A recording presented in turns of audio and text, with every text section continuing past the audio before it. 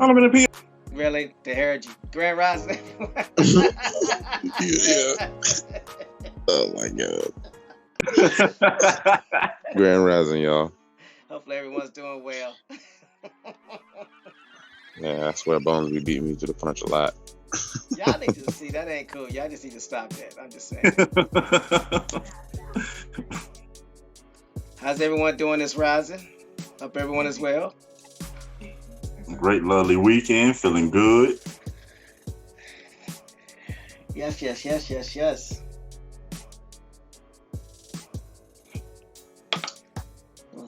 No sellout, Bones. We got another one. Ain't nobody did nothing. Really? This is Oh no.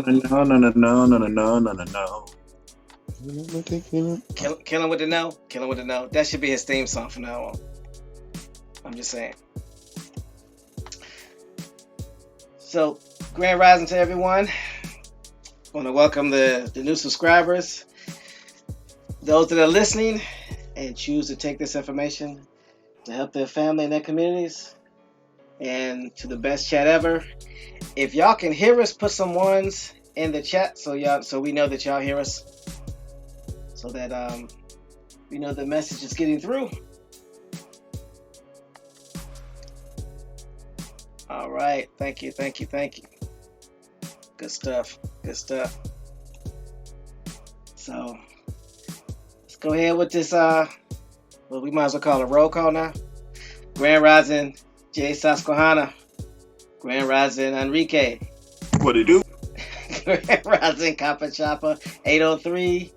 Grand Rising to the Ohio player. Yay. Grand Rising James Gilmore. Mike Easton. Grand Rising. Grand Rising Indigenous American Leo. Yo. Peace. Grand Rising Clark Brandt. Grand Rising You Don't Want It. Let's see, what am I forgetting? Grand Rising Copper Color Queen. Grand Rising Alfred Jones. Grand Rising Black Indian Immigrated. Grand Rising El Borea. Y'all got in here. Y'all weren't playing. I guess that reminder was good for somebody. Again, Grand Rising to those first-time subscribers, new listeners. And Oh, I got a complaint, TMH. go ahead. What's the complaint? Somebody told me that you called everybody else's name but skipped down. Who I skipped? Brittany said, how you forget her like that? Grand Rising Brittany Davis. My bad, Brittany. I'm sorry. My bad. I'm sorry. David Corey, Grand Rising. Oh, everybody. If I forgot to send you a Grand Rising, please let me know now, because I don't want to miss it. No, y'all know it's a Monday Rising. Don't nobody got no sense. You know. Y'all just ought to be shaming yourselves. Ashamed, I say.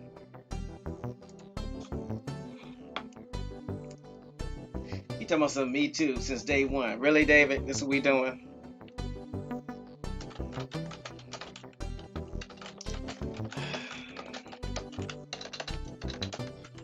Give me a second.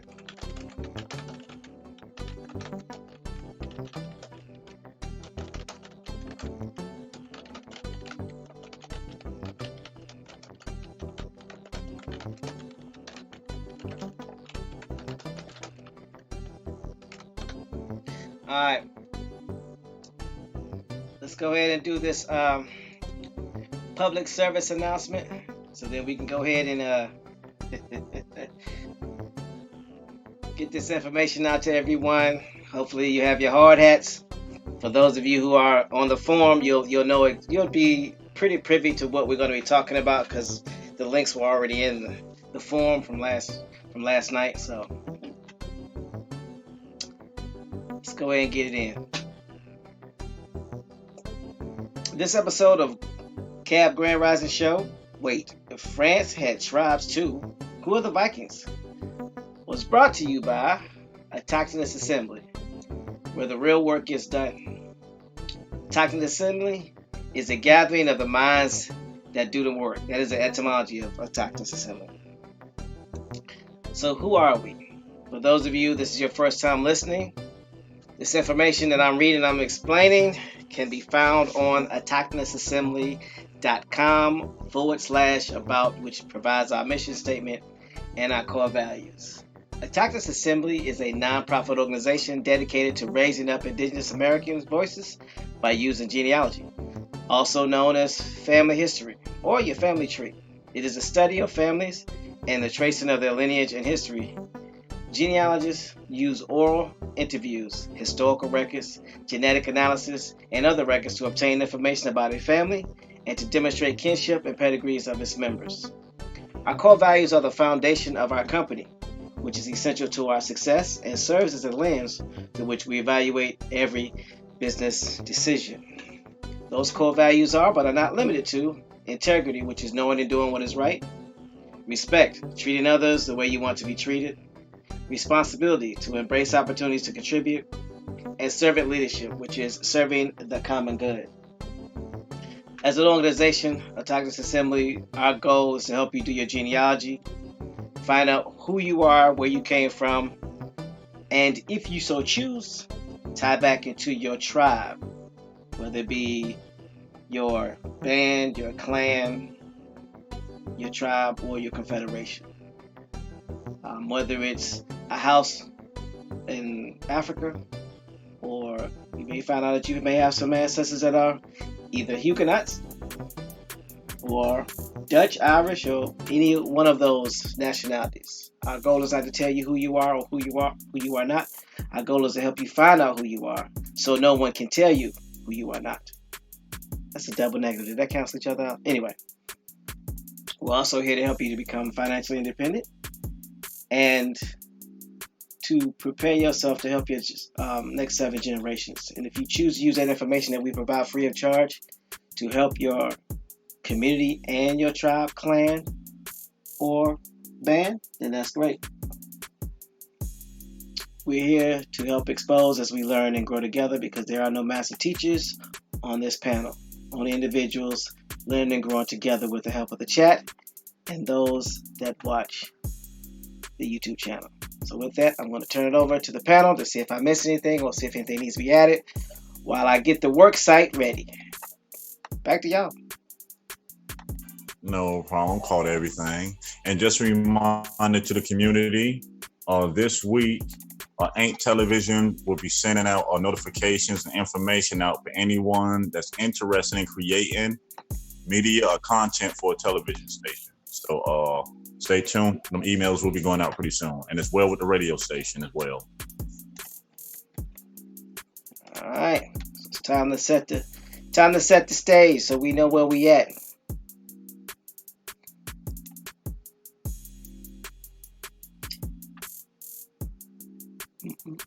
Here he comes. Warning, warning, warning. Hard hats, pickaxe, shovels, boots required. You heard the lady. It's a warning. Get all your gear. If you got backhoes, get them. If you have shin guards, shoulder pads, helmets, whatever it is that you need, get them. In the words of No Sellout, grab a pillow if you can.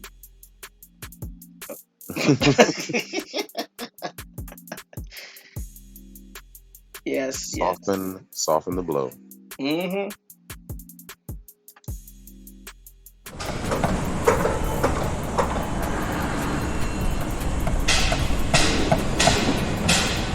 Watch out for falling debris.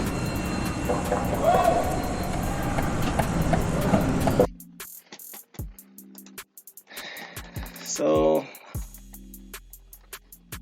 as y'all can see in the title, we're going to be breaking down the Vikings and who they were, and who they are. Grand Rising Big Hawk. Grand Rising Darian Woods. Make sure I didn't forget nobody. We're going to be breaking down the Vikings this rising. There's a lot of information to digest, and one of the things we found out from just researching, talking to Doodle Vision, Copper, and the rest of the A2. You would think that there would be more information. Not that there's not enough information about the Vikings, but as important as they are in history, you would have thought, logically speaking, their story would have been told. But as we start to explain who they are and where they came from, you'll understand why they're being left out, why no one's talking about them, and why they're basically being treated almost like the swarthy American Indian, or the swarthy European, or the swarthy noble. Because if you tell their story, then you have to fill in some gaps, like why they end up leaving North America, what happened. So it's going to be very telling. We're going to learn this together. We're going to share this information, and we're going to grow as a tribe. No sellout bones. Anything that y'all want to say about what we've found? or if you thought it was a crazy and a big cluster before, hold on to your seat.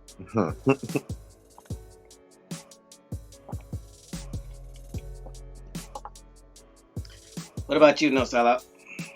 What are your thoughts on it? I'm holding on to my seats. He says, I'm holding on to my seats. Yeah. He said it calling off the whole area, not half, the whole area. Get these people out of here. Yeah, just lock it down. Lock it down. Get Lock these it down. people out of here. Slippery slope. Yeah. So, all right. So I'm gonna put the link in the chat. We're gonna be coming from the Wikipedia page.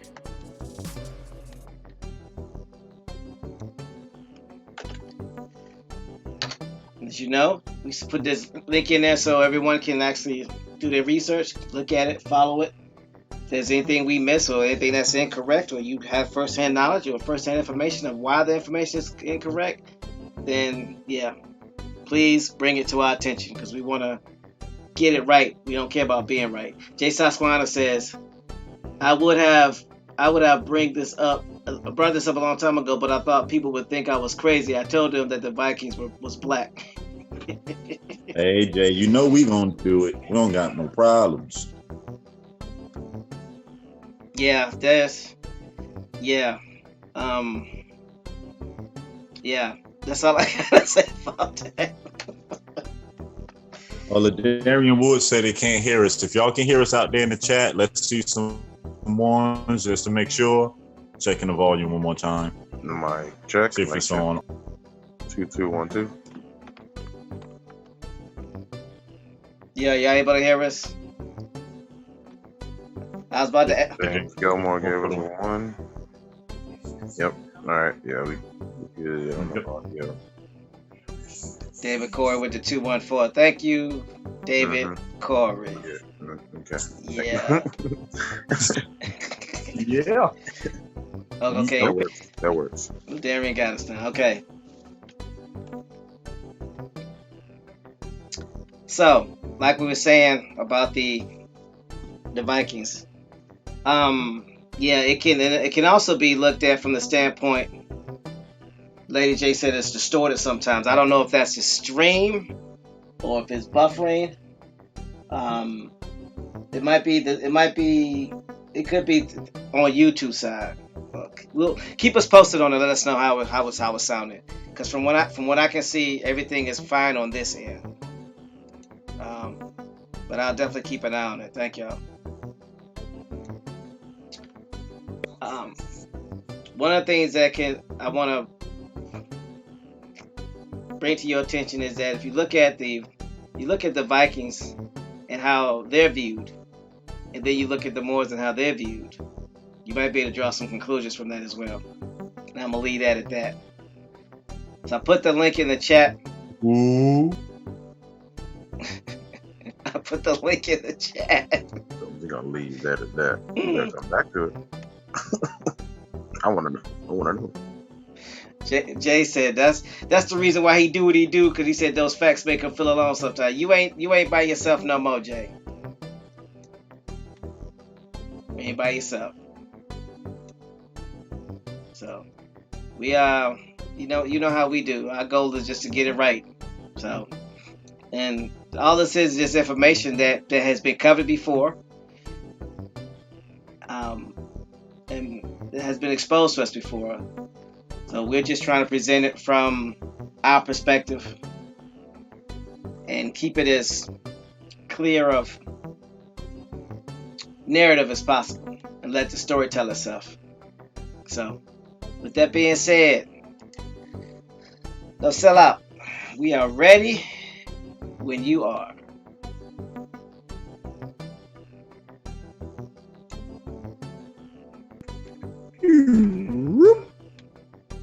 Hola.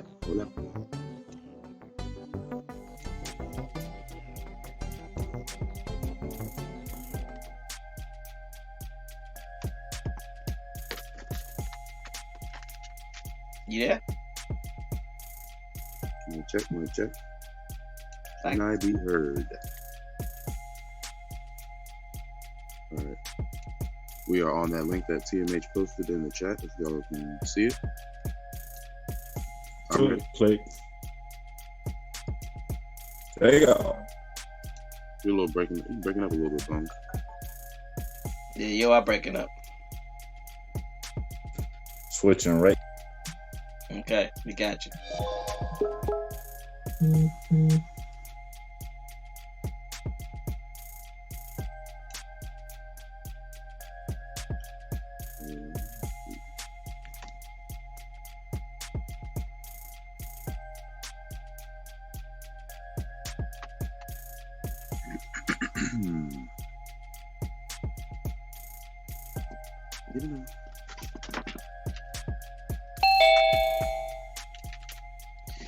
Who is it?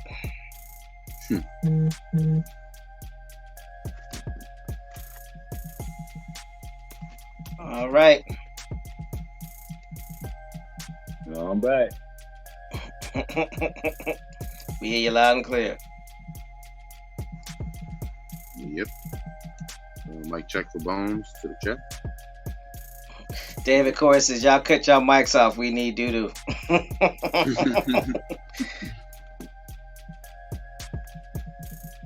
You saying the same thing we saying? Our sentiments, exactly. All right, we ready? I'm ready. I'm ready when you're ready. Let's get it. All right. Vikings.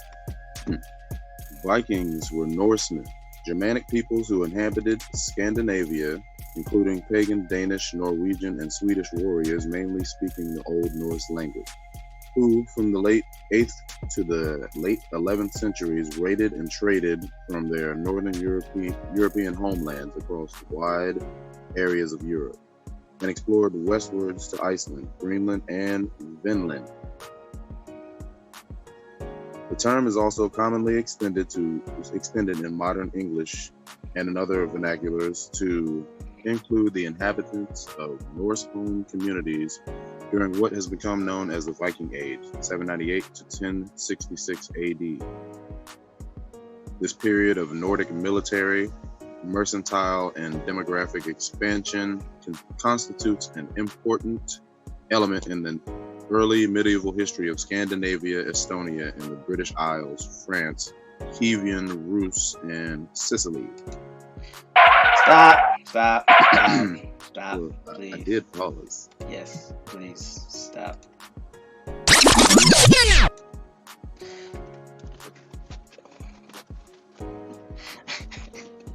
So here's the thing that I found very interesting, and I'm sure the chat and everybody else that's listening finds it interesting too.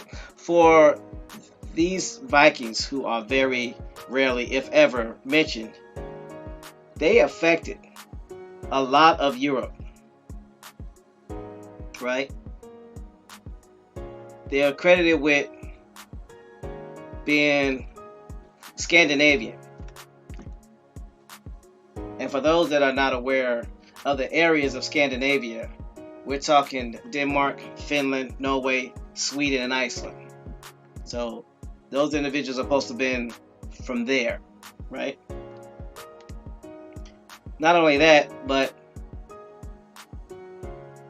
they explored westwards to Iceland, Greenland, and Vinland, or Vinland. And then it goes on to read at the bottom of this paragraph that it says their Nordic military, mercantile, and demographic expansion constitutes an important element in early medieval history of Scandinavia, Estonia, the British Isles, France, Kievan Rus, which is Russia, and Sicily. If they had that much of an impact on all these areas, why do we hardly ever hear about it? That's what I want to know. Jason Squanah says the Vikings are seafaring people, navigators. Sound familiar? More. To make fast vessels, for example, by means of cables, anchors, and lines. More, a ship to a dock, a dredgeable moored to a boat. Yes, Jay, we will tie that in shortly. The mooring line. But think about that. These individuals, these people, were able to affect a large part of the population, a large part of Europe, but we don't hear about them. And if you look at the Wikipedia page, there's a lot of information on them. So why is it that their history is so, I don't know, clandestine? Is that a good choice of words? Am I using that right? I don't know. CL Smooth. And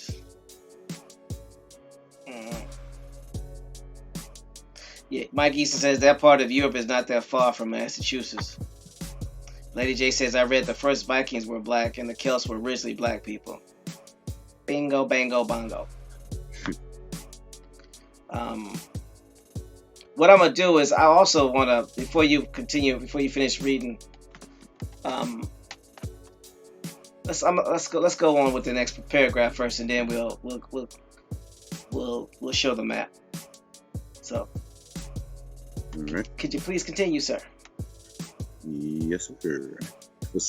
Facilitated by advanced sailing and navigational skills and characterized by the longship, Viking activities at times also extended into the Mediterranean, littoral, North Africa, and the Middle East.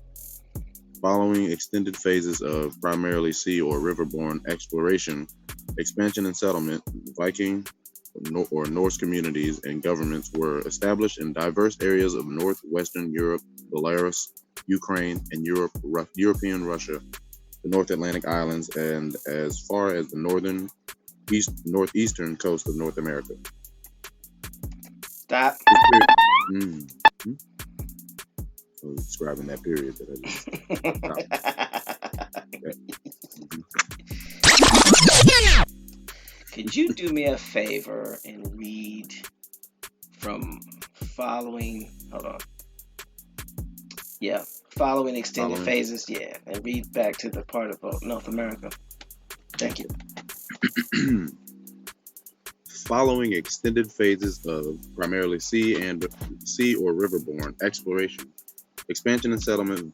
Let me read that again. Following extended phases of exploration, expansion and settlement, Viking Norse communities and governments were established in diverse areas of northwestern Europe, Belarus, Ukraine, and European Russia, the North Atlantic islands, and as far as the northeastern coast of North America.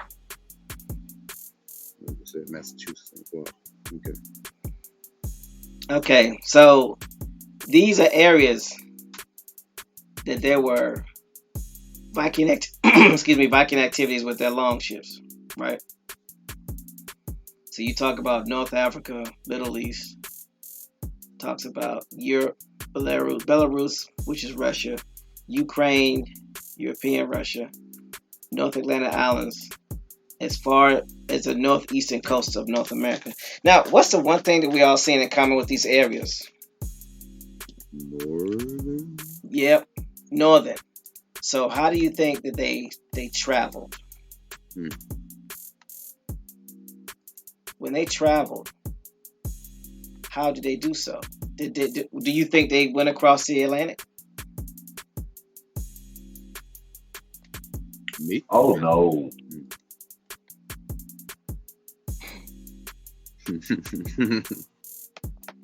You go to the north, travel through the poles, shorter distance.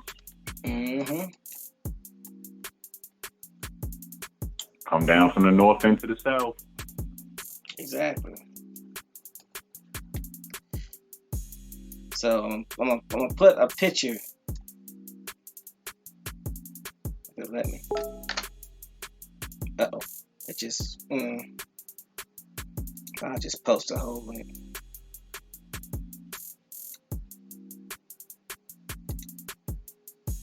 Where is it? That's why.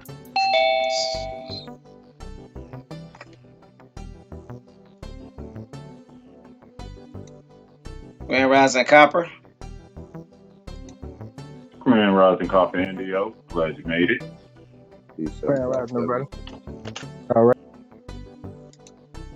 So I put the link on the map. I'm also going to show it. It's very interesting. Look at the globe from the top with the North Pole as the center. It looks completely different. Shorter distances. And while you all look at that, I'd like you to consider what the United Nations seal looks like. That same globe that you see on the flag with the sheaf of wheat around it and everything. The way that globe is set up looks like what you're seeing. Mm-hmm. And also, too, regardless of your perspective of view from the standpoint of a map, whether the preferred view is of a flat map or a global map, this view will definitely give you the perspective that we're trying to receive. And it's going to show you how the Vikings and many other people were able to traverse so many areas. So give me one moment.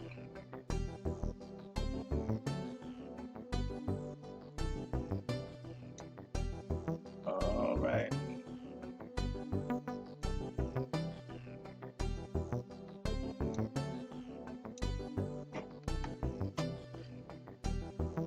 So this is a view of the map from the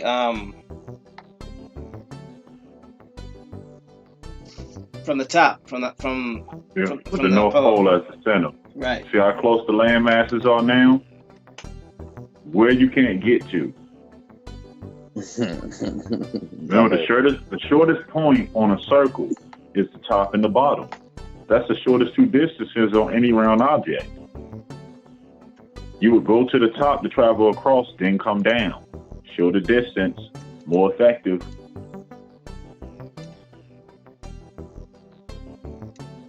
Exactly. So, I mean, just take a look at that for a quick second. And it'll give you a better perspective of what we've been, for lack of a better term, what we were talking about and how they travel. And one of the things that James brought to our attention is, and many of other people have said this before, we've been so focused at looking left and right instead of looking north and south. The battles have always been north against the south. So why not there be travel be north and south. But just looking at the map, you can see how you can come from Finland, hit the North Pole, follow the shelf around, and come right into America. Come right down through the Great Lakes, right into the Mississippi. I mean, why wouldn't you? It's right there. Why would you go the opposite way that's taking away? That don't make sense. Right.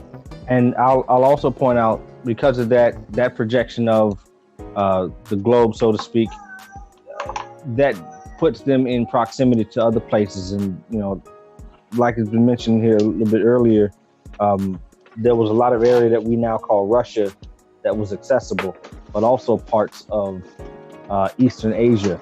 And so there's a few groups that were in Eastern Asia that looked a bit more interesting than you would think. Some groups that don't seem to be in place, but we'll get to that at a later point.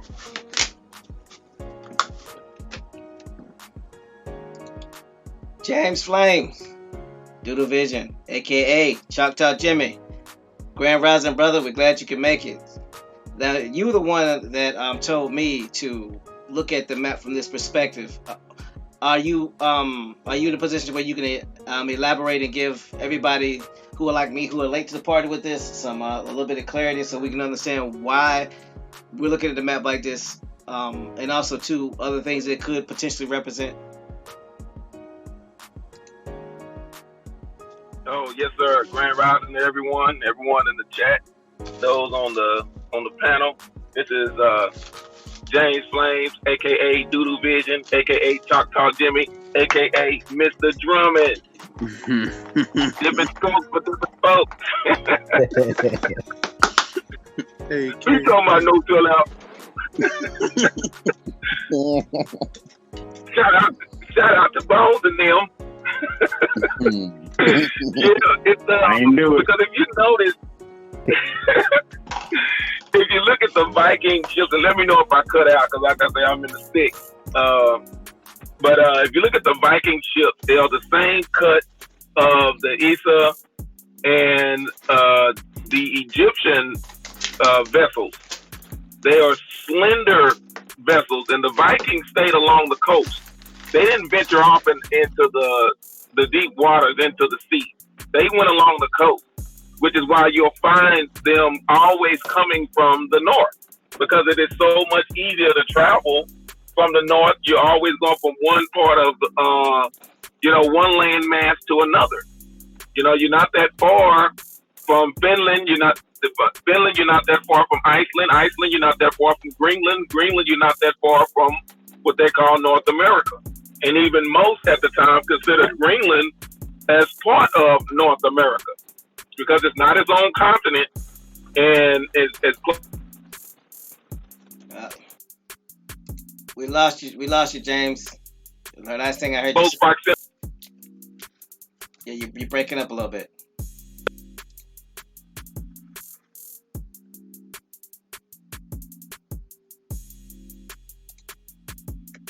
And basically, what he's saying is that if you look at the this map, he'll be back.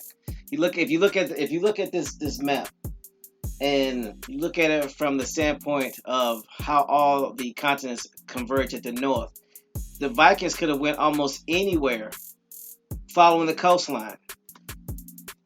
The largest break in the coastline would be down here between Finland, Sweden, Norway, and then you gotta travel some to get to Iceland, Greenland, and then Denmark. Or you could just go counterclockwise and get to it easier. So they could always stay close to the coastline up north without having to traverse through the Atlantic Ocean and run into that Bermuda Triangle where the Sargasso Sea bones and copper are located. Yes, the Sargasso Sea. Yeah, that's the sea that sits in the middle of the Atlantic Ocean. The reason why nothing's selling through the middle of the Atlantic Ocean. So It has no land boundaries. It's water currents that make up the boundaries for the Sargasso Sea. Right. This is a stake through the proverbial heart of the Middle Passage myth, and they've always called it and referred to it as a myth in the early part of the 20th century for a reason. Even modern vessels, like Bones has said, cannot get through this area. When the Greeks were when the story of the Odyssey with Odysseus, they referred to a place during their passage that they tried to circumvent, and the monster called Charybdis or Charybdo. There's a reason why when they got to this area, when people began seeing this area and finding it in their exploration, they called it the Caribbean. El Caribe, it's short for Charybdis. This is the whirlpool. This area we're referring to is the whirlpool, or the Bermuda Triangle, where not only sea vessels but air vessels fly over and just disappear. Yep. And again, it's the Sargasso Sea, the sea that sits in the middle of where the Atlantic Ocean is, where all the currents meet. It's never stable. It's constantly moving. What it's 1,000 up to 1,000 miles north and south, another 600 miles east and west.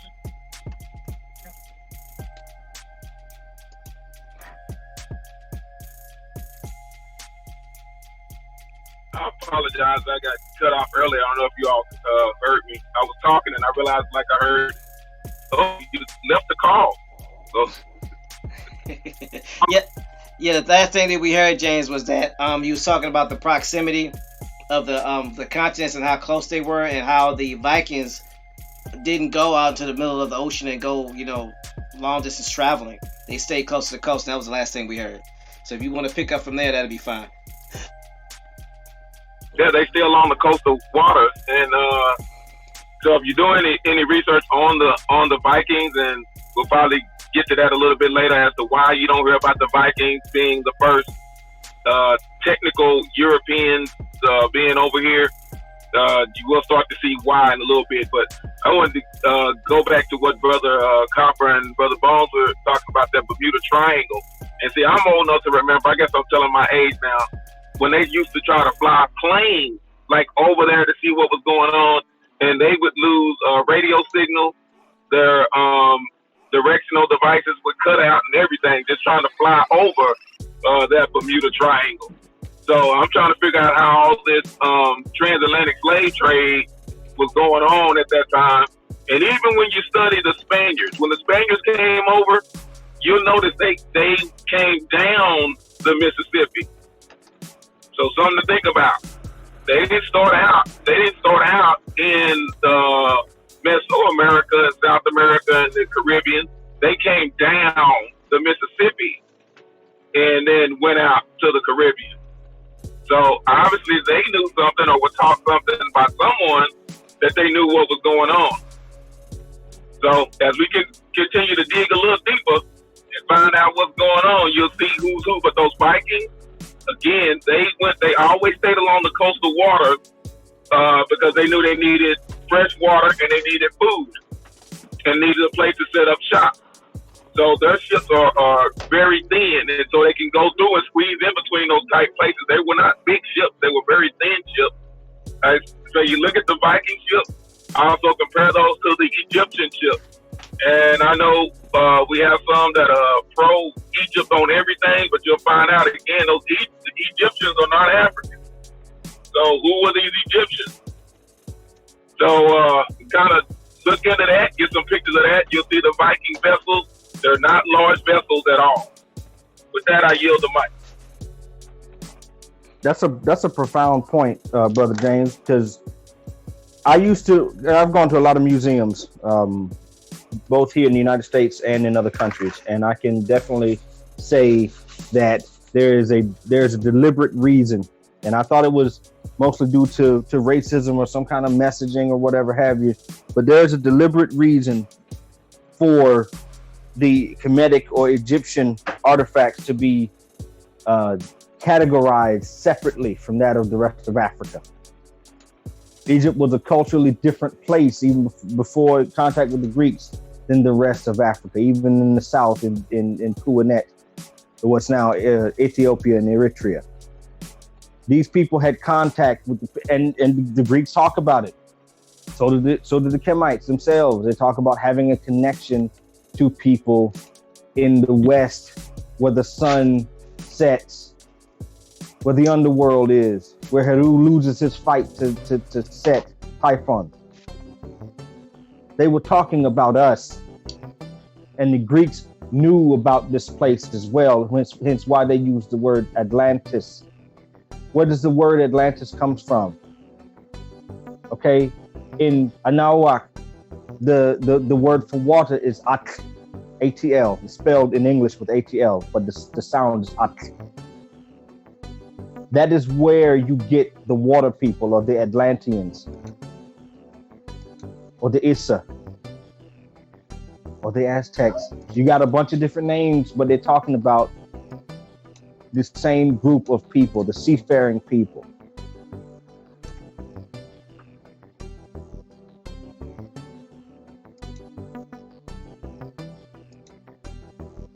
You stopped them upside the head. What was that with Jermaine Dupree and So Delp? Welcome to Atlanta. Huh? What? That's right.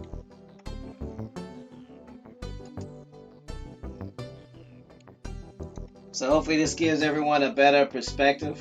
Grand Rising Jaguar, I hope all is doing well, bro. Of the travel routes, if you will. Why it's more appropriate to travel at the top of the globe, where you have access to all the borders of the continents,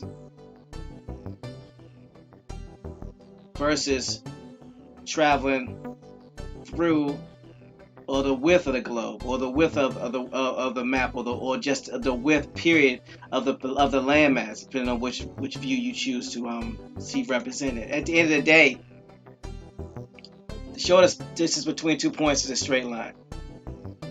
And if the continents are closer at one point than another, it only makes sense to travel that way, especially if you're going to be able to avoid the Sargasso Sea, where all this turbulation is, where many planes have gone down, or where this is what appears to be a vortex. So hopefully we were able to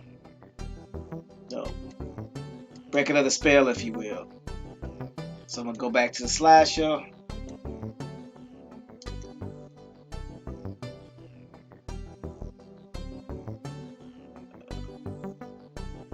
Give me a second. All right. So, exactly, Jaguar Whirlpool. Thank you. I was looking for the correct word.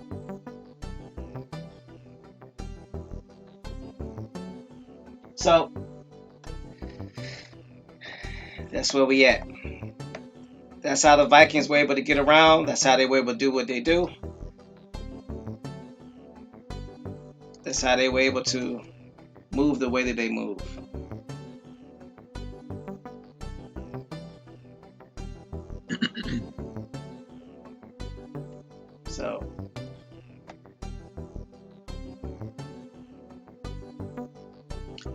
So, you ready to read some more? No sellout?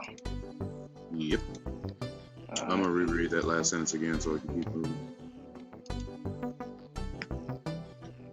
Alright.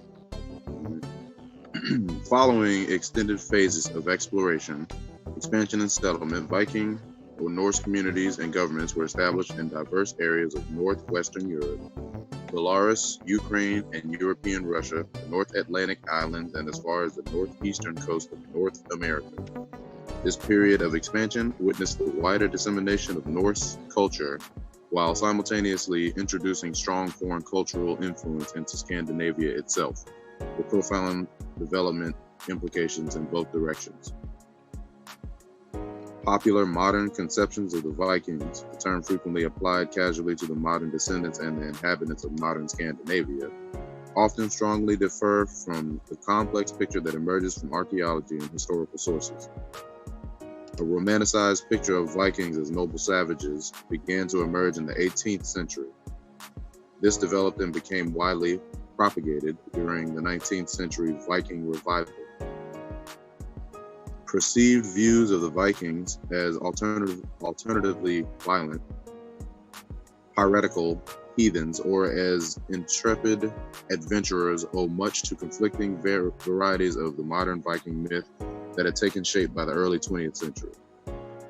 Current popular representations of the Vikings are typically based on cultural cliches and stereotypes, complicating modern appreciation of the Viking legacy.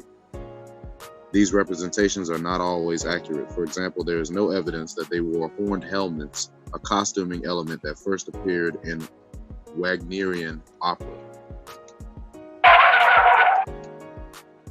Stop. Oh, I did. Trust me, dog. I stopped.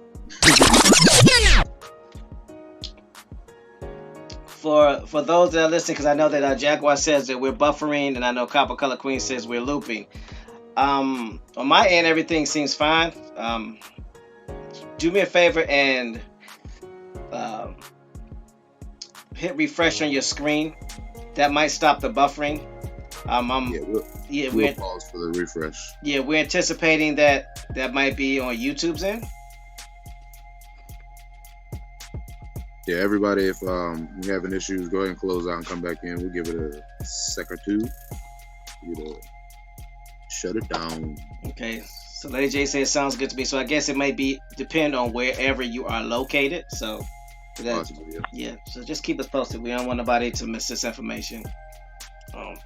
Jaguar says it's straight now. Okay, cool.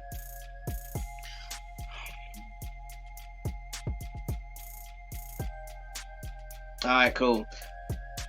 So they're doing the same thing with the Vikings. It appears that they did with the American Indians. They're giving or attaching stereotypes that have not been verified, and people are running with these stereotypes as if they are true. Because personally, I thought Vikings wore horned hats.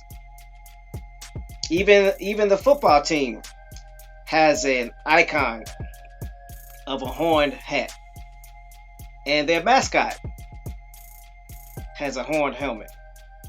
So I got a little iconographical clue for y'all.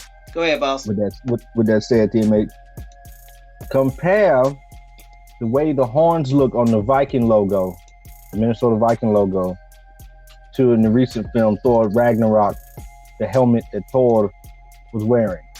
Because if you look at the helmet he was wearing, those weren't horns, they were wings. Wings, yes, sir. Bingo. Yep. So the iconography changes slightly, but you still get the same overall look. And see, when you put horns on these people, you're connotating certain things, because you had, I mean, to think about it, these ships were in a way, and you can look at the Kemetic iconography. The ship was the horn. Okay, is in the shape. The longship was in the shape of a horn, like a cow's horns. So that matches the iconography there used, that was added to these people's helmets. They had no reason to put horns on their helmets. It's not practical. So it makes sense that you would see that in later depictions, romanticizing all of this. But now let's go even further. Now, when you look at wings being on the helmet, what are making up those wings? Feathers. Okay. So now we're beginning to pull back where this is really coming from, where this technology, where this resourcefulness, where all of this knowledge is really coming from. Copper, can you do me a favor? Yes. Can you say that part about the feathers one more time, please, sir? Thank you. Okay, so the iconography, whenever you see wings are primarily made up of feathers. There's only a small part of the of the limb of a bird that actually constitute a wing. The majority of the wing is built up of feathers.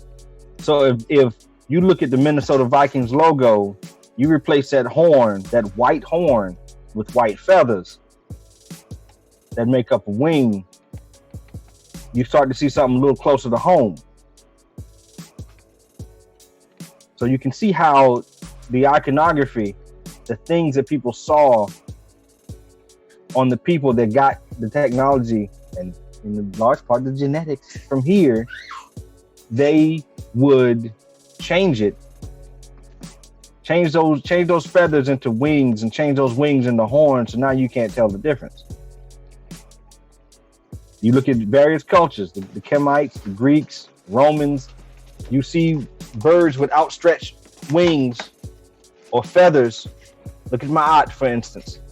Okay, the Lady Justice, the wings are outstretched, but at some point they begin looking like horns. They curl up like horns. So are those really horns you're looking at, or are they feathers?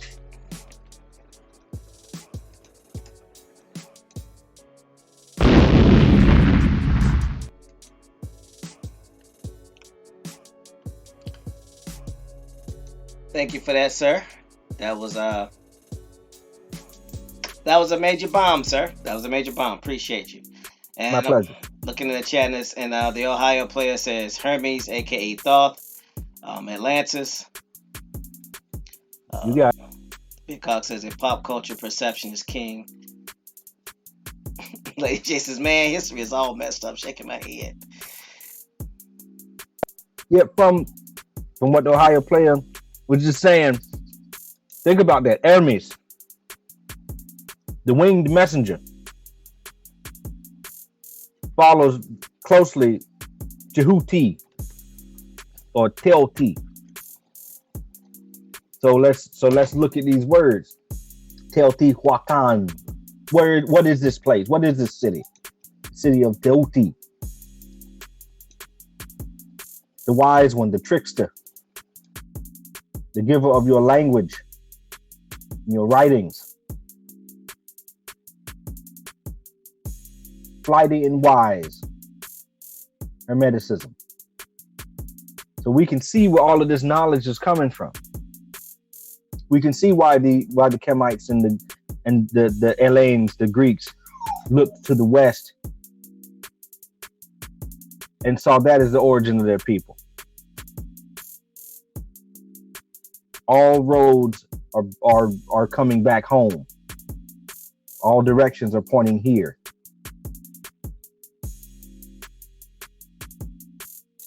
Exactly. And Jay Susquehanna says, I will erase you from history. Memory of your name will be forgotten. The penalty for mentioning your name will be their tongues cut out. He's just saying. So go ahead. Were you about to say something, James? Sorry.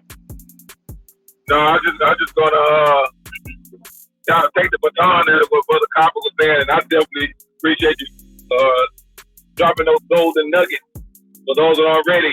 Now, when you go back to Mesoamerica and then to South America, if you get an opportunity to go there, I'm gonna give you all the magic word. It's one word now. Hope everybody in the chat is ready. It is Mateo, or Matia, which is a combination of your ma and Mayati and your where it says Teotihuacan. Go down there, speak to the elders, speak to the wise ones, and say Mateo, and you'll be surprised on the results you get. So that's the word for today. I yield the mic. That is powerful. Thank you.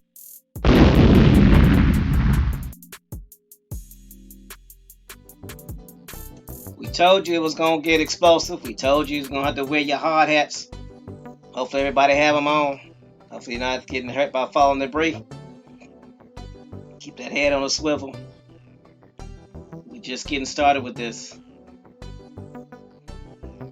So, with that being said, No, Salah, can you do me a favor and where on the side of the Wikipedia pages you're reading? For those of you who are just joining us, we're looking at the history of the Vikings, and we're going over information about them. And one of the things that Copper, Indio, and James Flames dropped on us was that they didn't wear horns; they wore wings on the sides of their helmets, and those wings were indication of feathers. We all know where feathers come from, American Indians. So what were they saying? So right. If I could, real go quick, ahead. You got it. I want to add one more connection. I just thought about it. Okay, so whether you're reading Marvel comics, whether you're watching the films, or whether you're studying Norse mythology and their spiritual system, the father of Thor, is the god of thunder, is Odin, or Wotan, the All-Father. Now, his iconography has always been to have the feathers or the wings on his helmet. Always. What we just said about Tehuti or Teoti, he is the equivalent. Odin is the equivalent of Teoti. He is what you would call Mercury, the planet Mercury. This is the same figure. This has always been the same figure. So let us remember that. And the son of Odin is Thor. Okay. Mm-hmm. Now, I'm glad you mentioned that, Copper. Okay. Now, just real quick, I'm gonna add this, and I'm gonna see where you take it, Bone. So check this out. When you look at the days of the week, you have Saturday, which in most languages equates to Shabbat. Even in the East, even in Japan, the word in Japan for Saturday is Doyobi. Do in Doyobi is like, it literally translates to Saturn weekday. And so every just about every language, the word for Saturday is Shabbat or Saturn. In just about every language, the word for Sunday is Dominion or Sun. Domingo. So outside of those two, the old dead sun, which is Saturday or Shabbat or Saturn, the living bright sun, which is Sunday, Heru, the elder. Outside of that, all of the words for those days in the West are Norse, are the Norse gods. Tiu, which is so Tiu, which is Mars, is Tuesday. Yep. Wotan, who is Odin or the All-Father, is Wednesday. Thor or Thor is Thor's Day or Thursday. Yep. Freya is Friday or Freya's Day.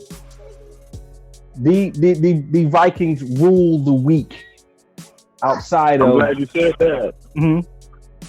Has anybody noticed that your Greeks, your Romans, all their mythology comes from who? Your Norse, your Zeus, and all that. That comes from your Vikings. They copied their style.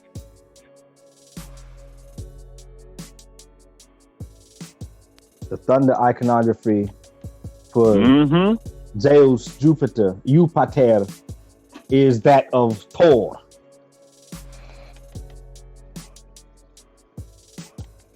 Now they blended it and they put some stuff in there that they learned from the Kemites. So now Asar represents the same thing, Jupiter, Eupater, right? But now who is his father? His father is Ra, Saturn, Kronos, Kukulkan. So you see how the same family stays across all of these cultures? Do you see how I stay on mute? Because y'all do, man, come on now. Come on, cop. What you mean we do now? We just kicking it. Yeah, you call it kicking it. I feel like I got kicked.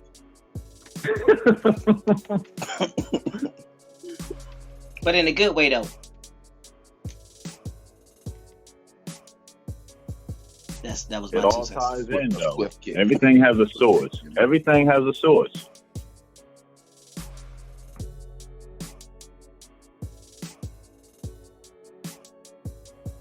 So is it safe to say that the same thing that happened to, or that's happening to the American Indian, they did with the Viking?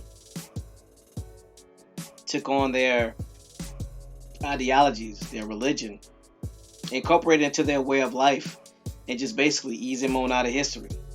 You hear mentions of Well, them, you got to remember, the Vikings also converted. The Vikings converted from their Norse. They put down their Norse gods and picked up Christianity. That's why you had the blending. That's why you had the blending of the two. Oh, we're gonna get to that. Isn't that what happened to our ancestors? I mean, Black Irish, Black Dutch, same thing, right? Mm-hmm. Yeah. The difference is the Vikings were never put on the bottom. They're still not on the bottom. Wow. Got you. Makes sense. Oak Cliff Tiff says, did Copper Indio say Friday? I have a grandfather with that name, and they often called him Friday. Wow. Yeah. Freya. Yep. Friday. So yeah, That's right. Yep, same day Craig got fired on.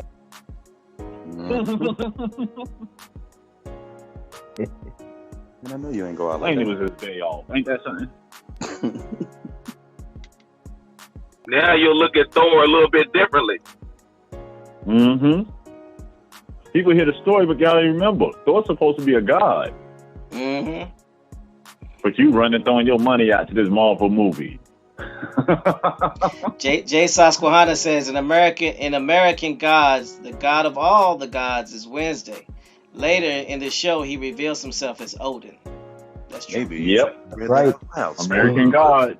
That's right. The All Father. Oh, my bad, no seller. I forgot he didn't catch Yeah, it. no, that's cool. It's all right. I know now.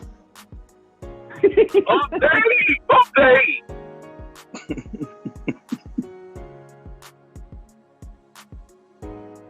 They got it all in these movies and writings and stuff. They put it right in front of you. Easiest way to hide something, put it right in front of your face. LaDarian Wood says, Stanley did some research and said they got great stories. I'll use them to make millions. Some things never.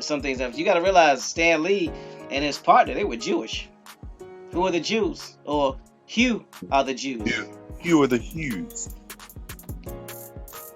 You were huge. So they know this information about us. They know this information about our ancestors. They know this information about who we are. We're the only ones that do not know. Everybody's waiting for us to catch up. And there are many of us that don't want us to catch up because they have allegiances to people that don't want us to catch up. Hopefully I said that correctly. Anyway.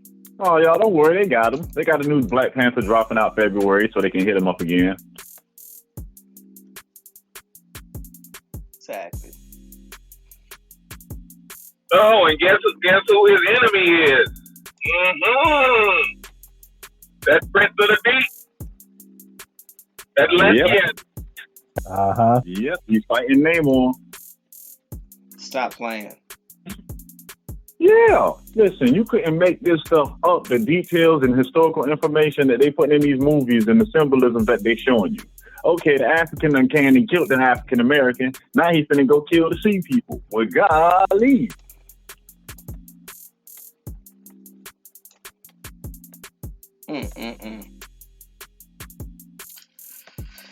Okay. So no sellout. Can you do me a favor, please, sir? Because this is interesting.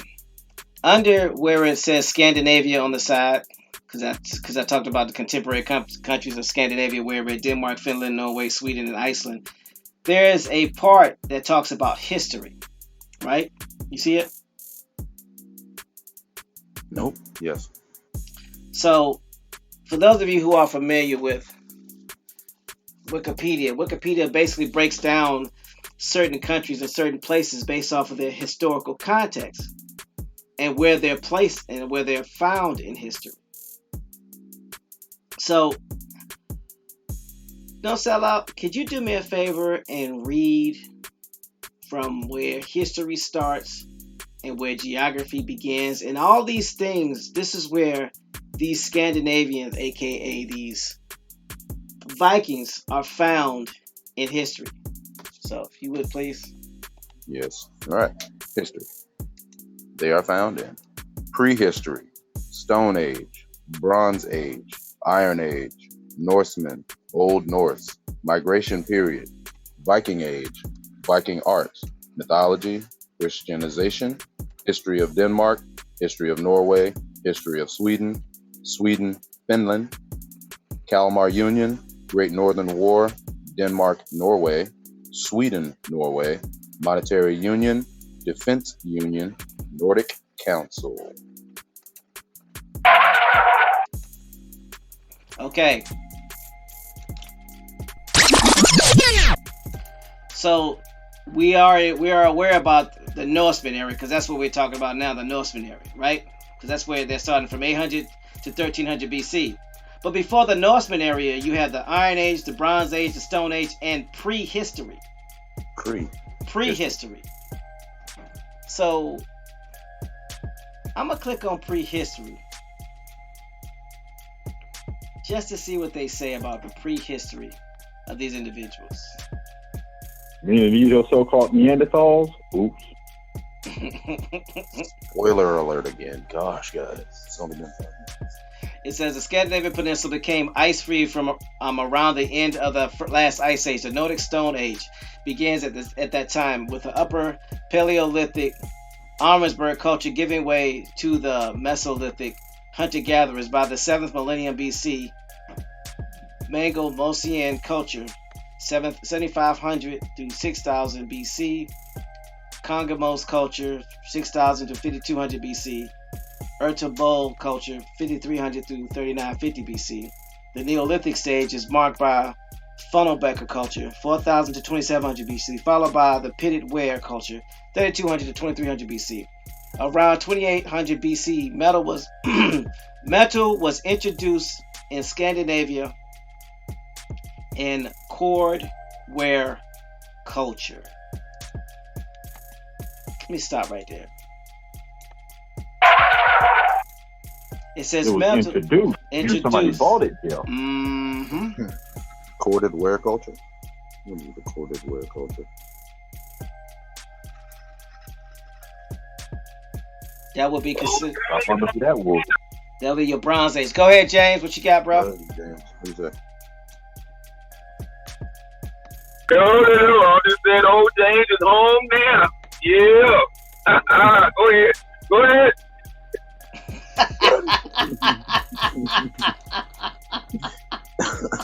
Wait, stop. Okay. Let me put this in the chat. Y'all crazy. Copy. Paste. Get ready to get your hi-hats on, please, people.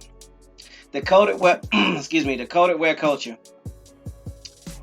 CWC, Germanic, French, Ceramic, Cordé, Dutch, comprises a broad archaeological horizon of Europe between 2900 BCE, circa 2350 BCE, thus from the Neolithic through the Copper Age, and ending in the early Bronze Age. Coded ware culture emphasizes a vast area from the Rhine on the west of the Volga in the east, occupying parts of Northern Europe, Central Europe, and Eastern Europe. According to Hawk et, the coded ware people were genetically closely related to the people of the Yama culture, or the Yamnaya, documenting a massive migration into the heartland of Europe from its eastern periphery, the Eurasic steppes. The coded ware culture may have disseminated the Proto-Germanic and Proto-Balto-Slavic Indo-European languages. The coded ware culture also shows genetic affinity with the later Sintasta culture, where the Proto-Indian Iranian language may have originated. Man, that's a lot to decipher. Hold on. Go down where it reads. Let me read this. It says nomenclature. The term coated ware culture was first introduced by the German archaeologist Friedrich Klopfeich in 1883. He named it after the cord-like compressions of ornamentation characteristic of his pottery. The term single grave culture comes from its burial costumes, which consist of inhumation under the tumuli in a crouch position with various artifacts. Battle axe culture or boat axe culture is named from its characteristics, grave offering to males a stone boat ship battle axe. Jay Sasquana says we might want to take a look at the Northern War. We'll do, Jay.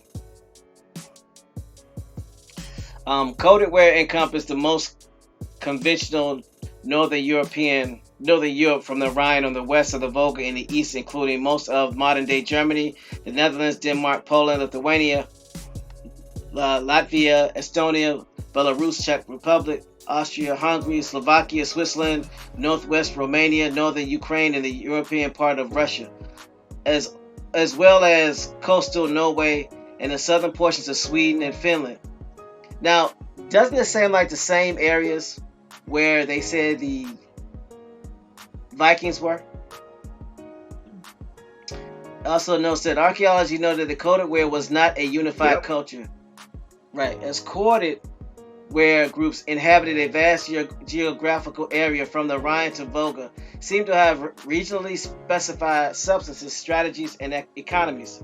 There are differences in the material culture and in settlements and society. At the same time, they had several shared elements that are characteristics of all coated ware groups, such as their burial practices, pottery with cord decoration, and unique stone axes. Contemporary beaker culture overlapped with the western extremity of the culture west in Elbe, and may have contributed to the pan-European spread of the culture. Although a similar social organization and settlement pattern to the beaker were adopted, the coated ware group lacked the new refinements made possible through trade and communications by sea and rivers.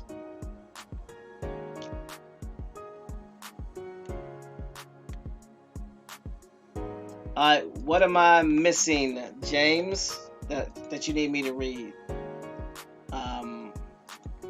Let's see. Relation to Indo-European speaking groups. The origins and dispersal of coated ware culture is one of the pivotal unresolved issues of the Indo-European Euromat problem. The coated ware culture has long been regarded as the Indo-European because of its relative lack of settlements compared to the preceding cultures, which suggested a mobile pastoral economy similar to that of the Yamna culture.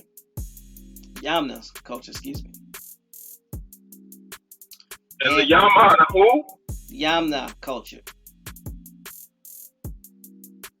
Who are they? Let's see.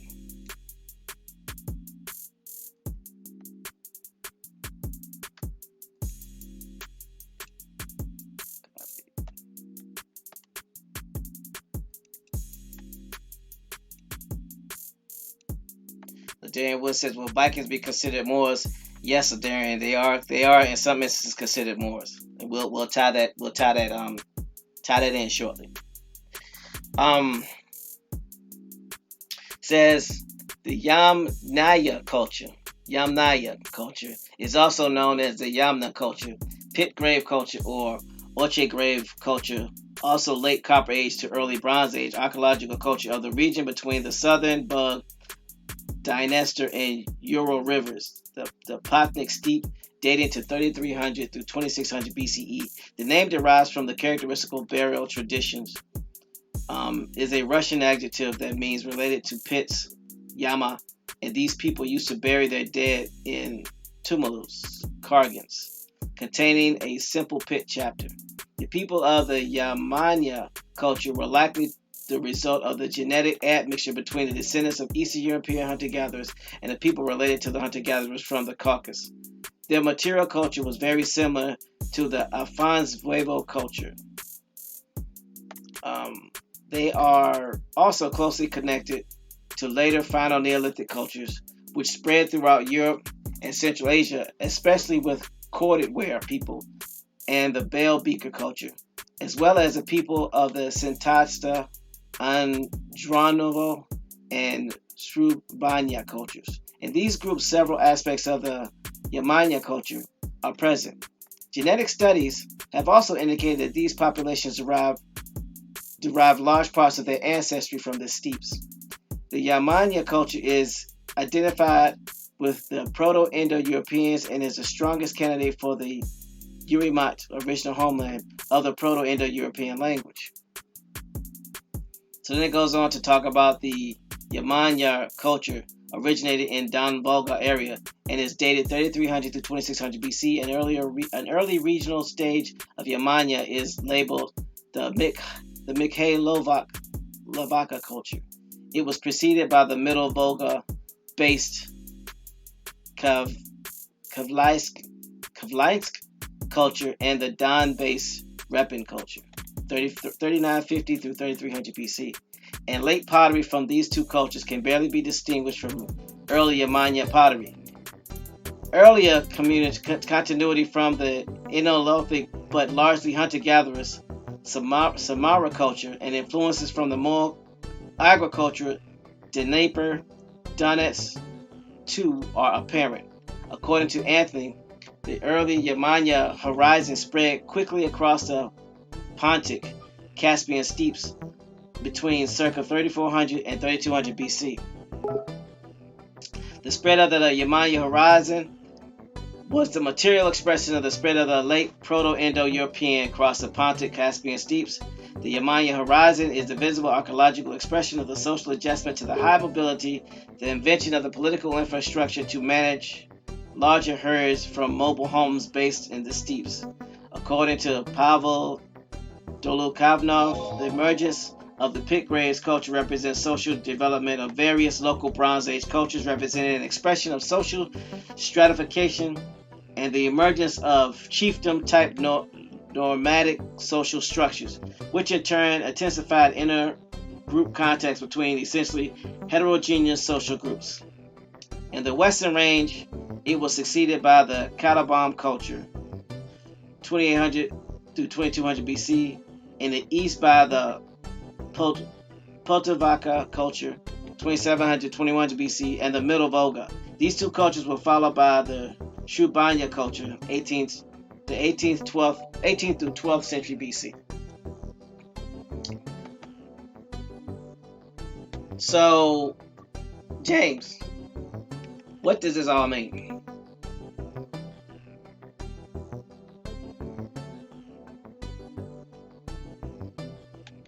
Let's see. Is he here? Oh.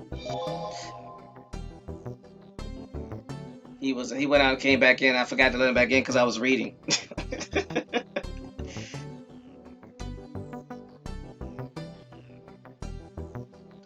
Okay, so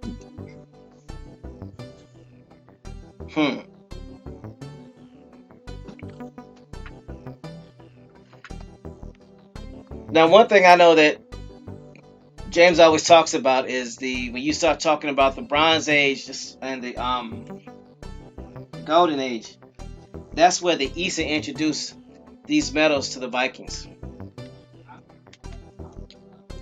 And they told you it was bought to them. Yeah. So these cultures that they're talking about are actually the Isa, who were from descendants from the She people of the Olmecs. Certain bands or tribes of these Isa are your Catawba Sapani, which is a tribe that my family comes from.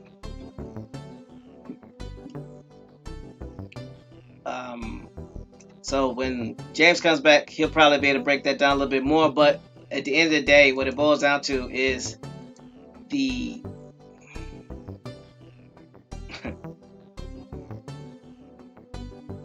Vikings got this. Uh-oh. Can y'all hear me still? The Vikings got this information. Yeah, loud and clear. Yeah, the music just went off. the Vikings got this information from our people. They got the metals. They were introduced to the metals. So when they say they were introduced to metals at a certain time period, that means the Easter came over and introduced them to those metals. Because before they didn't have the metals. Because where would the metals come from?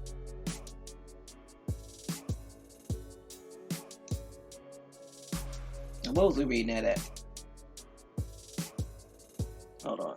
Like Jay said in the chat, remember the Vikings are raiders, traders, and enslavers. Mm-hmm. Oh, and we got that part when we was looking at the prehistoric. So I'll copy that and send it to y'all. Give me a second.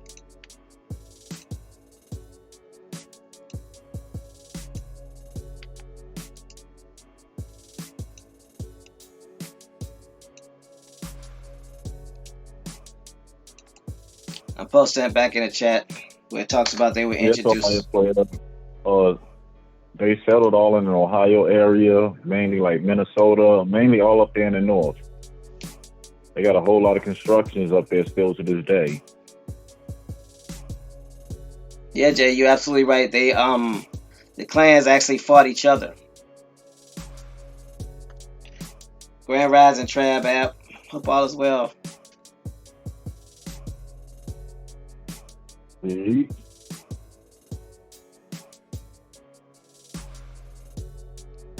It's funny when you read history that you see everybody was broken up amongst their tribes. I'm just saying, though. Mm-hmm.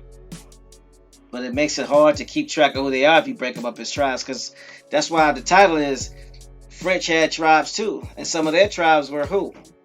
The Dutch, the Germans, Scandinavians.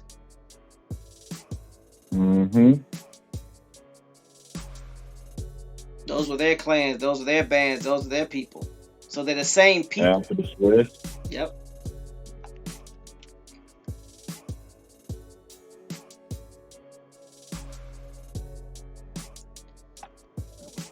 Grand Rise Lady Free, she says, Vikings equal Vikings, 6 kings. The Indo-European family consists of 10 total. Structure for carbon. What is in the name? Perfect timing. Mimi.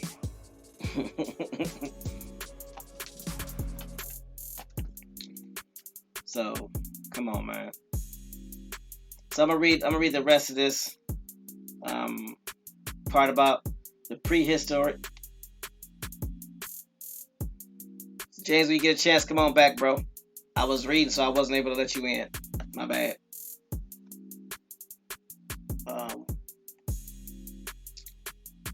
So it says around 2800 BC, metal was introduced in Scandinavia in the corded ware culture. In much of Scandinavia, a battle axe culture became prominent, known from 3,000 graves.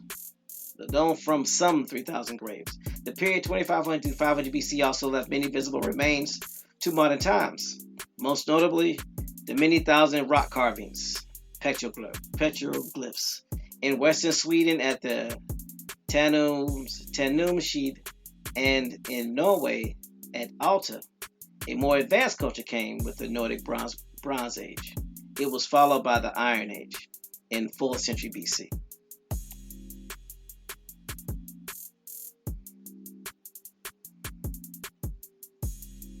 So I'm gonna go back to Vikings.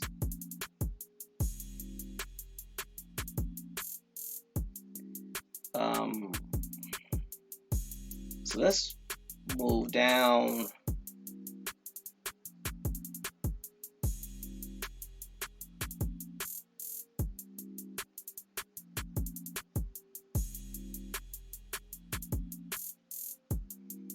Let's do this. Instead of going over the etymology of Viking,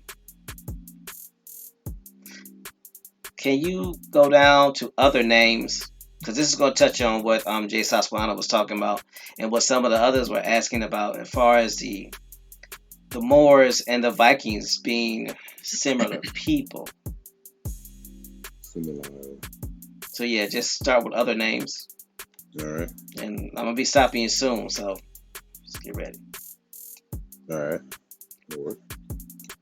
All right. The Vikings were known as Askamani, Ashmen, by the Germans for the ash wood of their boats.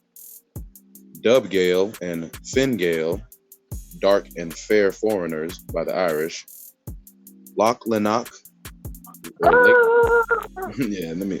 What was that again?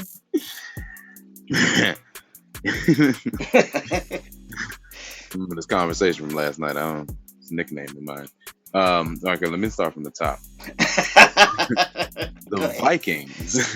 The Vikings were known as Askamani, or Ashmen, by the Germans for the ash wood of their boats.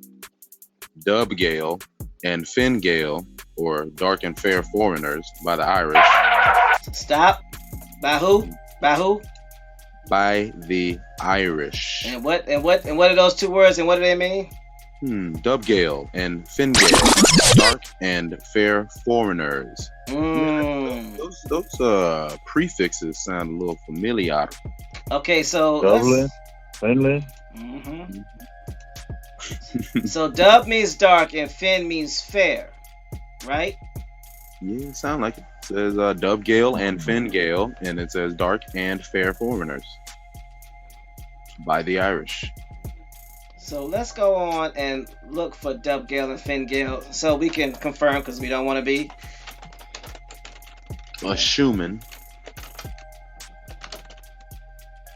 We don't want to be injecting our own narrative into this. I'm about to put this in the chat so people can follow along.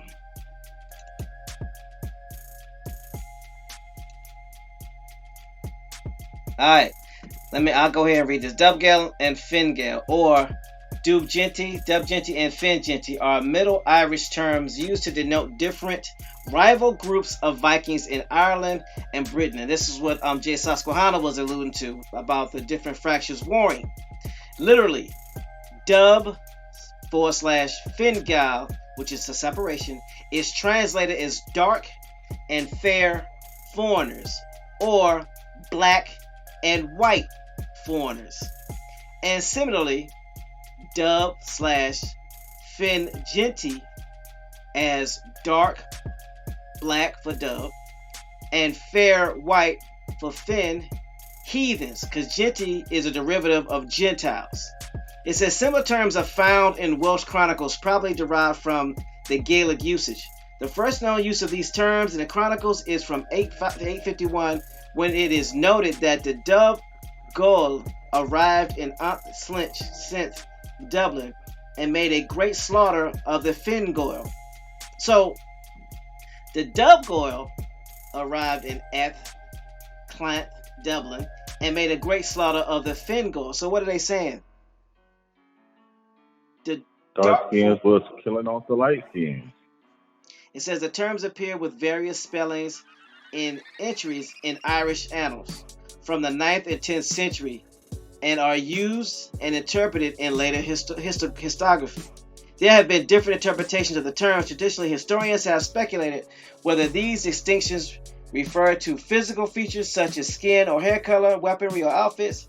Alfred Priest Smythe suggested a new interpretation of dub and fin is new and old, but of course they're going to inject that lectio de facilio into it to give you a different meaning as to cloud what it really means or what the true meaning is. It says there's a long tradition of understanding Dubgale as Doomville and Claire Downham, who built on Smythe's conclusions, purpose that the terms may not be related to ethnicity or origin in the different groups of Vikings. But let's clarify some things. Let's look up doubling.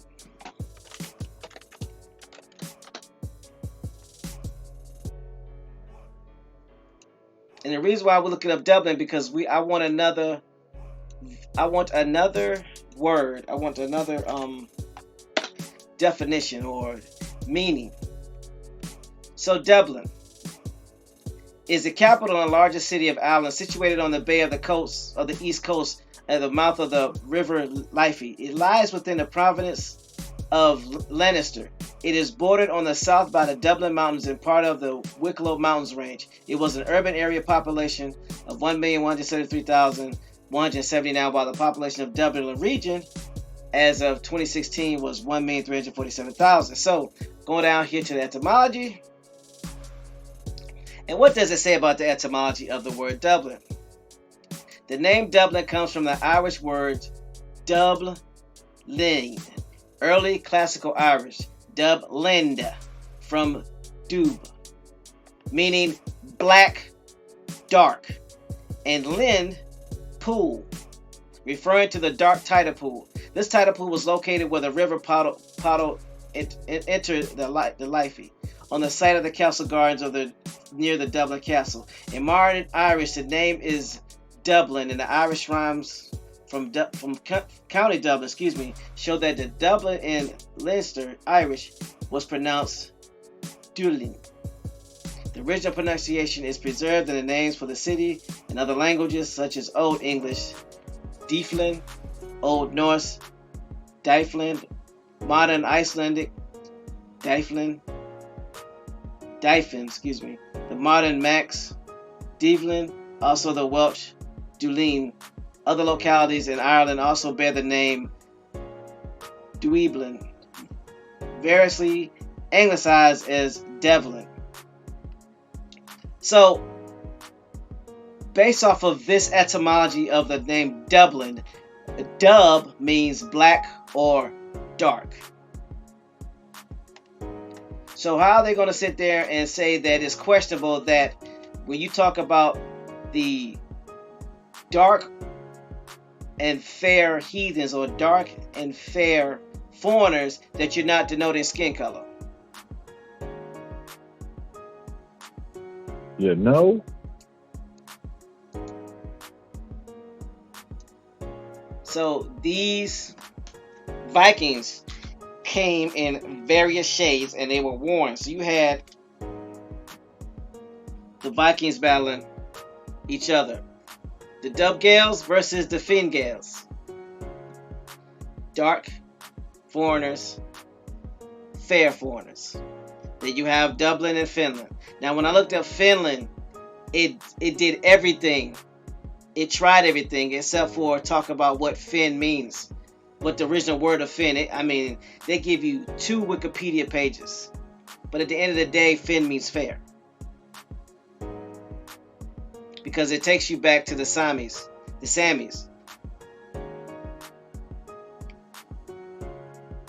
So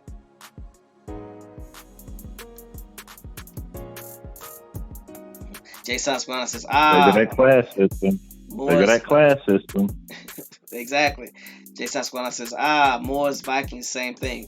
So that's who the Vikings were. And we know that they were a Germanic Scandinavian people. We know that the Germans are Franks. They are a clan or a tribe of the French. And remember when James talked about the French being in North America, or been in America for almost 1,000 years? Guess who were the first French to come to America?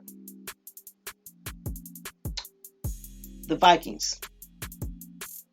Bingo. We already know how they got there. But Leif Erikson was 550 years before Columbus? Mm-hmm. There's tribal records of the wars between them and American Indians.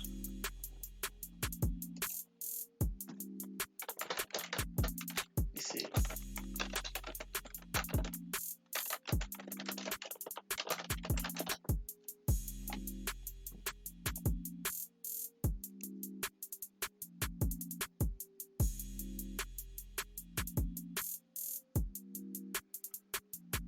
So I did what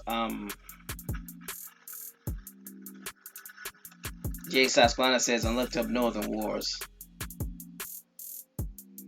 LJ Free says back in the day it was all swarthy everything for the most part. How different things appear to look today. Message. Yeah, the Northern Wars give you links to the Russo-Swedish War, to the Livonian War, the Northern 7 Years. Wait a minute, the Northern 7 Years War. Northern.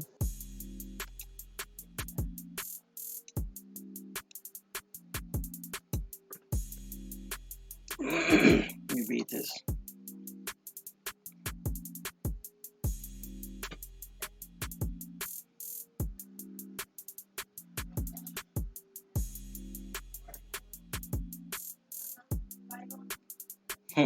Let's see. Let's do this.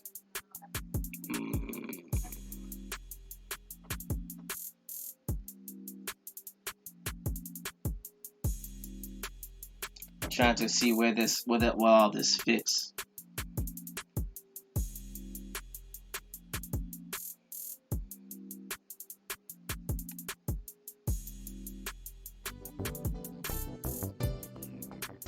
Dildo, come back in when you get a chance. We're talking about the Northern Wars.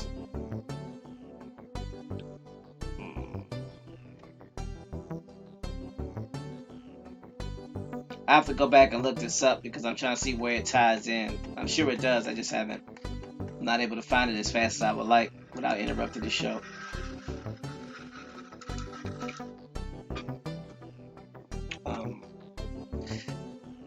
So we know that Dovgal and Fingal are your dark and your light Vikings who were at war with one another. And we also know that the first French, aka Vikings, that came down to North America 500 years before Columbus. Doodlefish says someone on the panel pushed the eject button. No sellout. Was it you trying to be James Bond?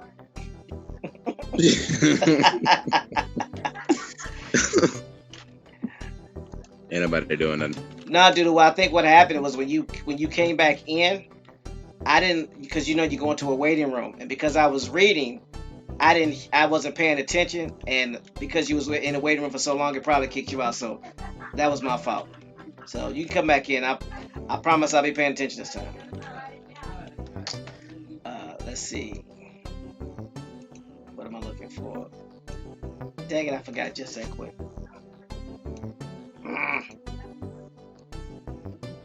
Oh, I know what I'm looking for. Leif Erikson.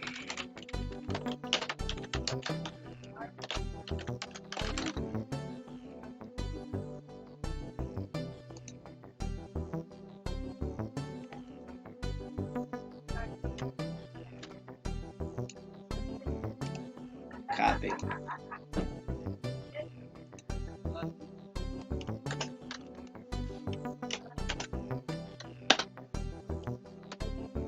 So Leif Erikson was a Norse explorer from Iceland. He was... There you go. Hold on. There you go, bro. James, my fault, bro. So we're talking about the Vikings coming to North America. The first version of the French coming in. So I was just about to read about Leif Erikson. Is there anything that you want to add or talk about, or based off of what we already read, do you want to add anything to that before we move forward? Was there anything we missed? I just wanted to add just one quick thing. I believe Jay Susquehanna Radio is trying to get us to look at the Northern Wars, because this was the push of those Vikings from the Nordic regions coming down south. Because you'll find this war involves Great Britain, Germany, and goes all into Russia. Remember, all they did, again, it goes back to the map that you posted in the chat. When you look with the North Pole being the center, it makes sense where all these Vikings were coming from. Before you start reading, I appreciate you, brother No Sellout, aka James Bond. I got punted like Baxter, that dog on Ron Burgundy. That's how I roll. No, I ain't do that. That was all to So when I click on Northern Wars, it gives me bullet points to different wars. So what war in particular should I be looking at? Because it says Russo-Swedish War 1554 through 57, the first Northern War according to Arvo Vigilanti. Then it's got the Livonian War from 1558 to 1583, the first Northern War according to Klaus Zernak. Then it has a Northern 7 Years' War 1562 to 1570, the first Northern War according to some Polish historians. Then you have the Russo-Polish or 13 Years' War from 1654 to 1667, the first Northern War according to some Russian historians. Would it be the Great Northern War, because that coincides with the time of the swarthy nobles in Europe, in Rome, being pushed, and that's the Great Northern War from 1700 to 1721. Is that the one? Yes, but all of those are a continuation of the first Northern War that you read about. Okay. It's their Northern Wars are just like our Red Stick Wars over here. It's just a continuation. You just give them different names, Okay. but they involve the same people. So you want me to start from the Great Northern War in the 1700s, or do you want me to go all the way back to the Russo-Swedish War, starting in 1554?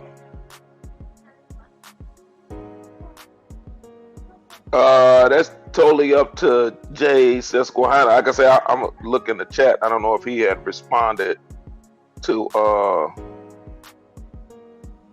if that's the one that he's looking for, the one in the 1500s or the one in the 1700s. Yeah, because there's, like you said, there's many of them. So there's at least 1, 2, 3, 4, 5, 6, 7, 8.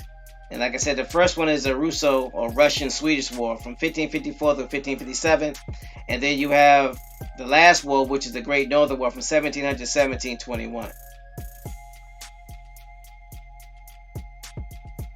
He says in that same show, American Gods, the first episode, when the Vikings get stranded in America and it get lit up by thousands of arrows, is priceless.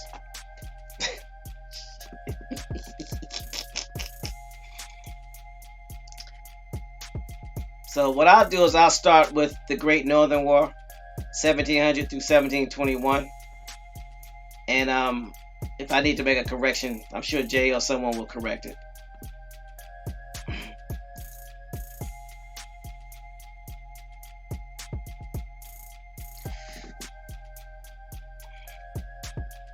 Ladarian Wood said 1557.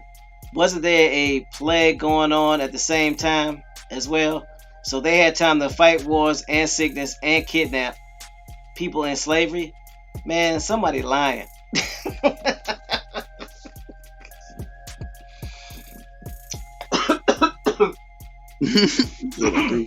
Already lying.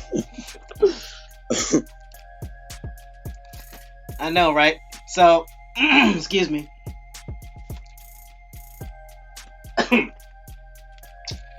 The Great Northern War, 1700 through 1721, was a conflict in which a coalition led by Tsardom of Russia successfully contested the supremacy of the Swedish Empire in northern, central, and eastern Europe. The initial leaders of the anti-Swedish alliance were Peter I of Russia, Frederick IV of Denmark, Norway, and Augustus II the Strong of Saxony, Poland, Lithuania. Frederick IV and Augustus II were defeated by Sweden under Charles XI and forced out of the alliance in 1700 and 1706 respectively, but rejoined it in 1709 after the defeat of Charles XI at the Battle of Pultowa.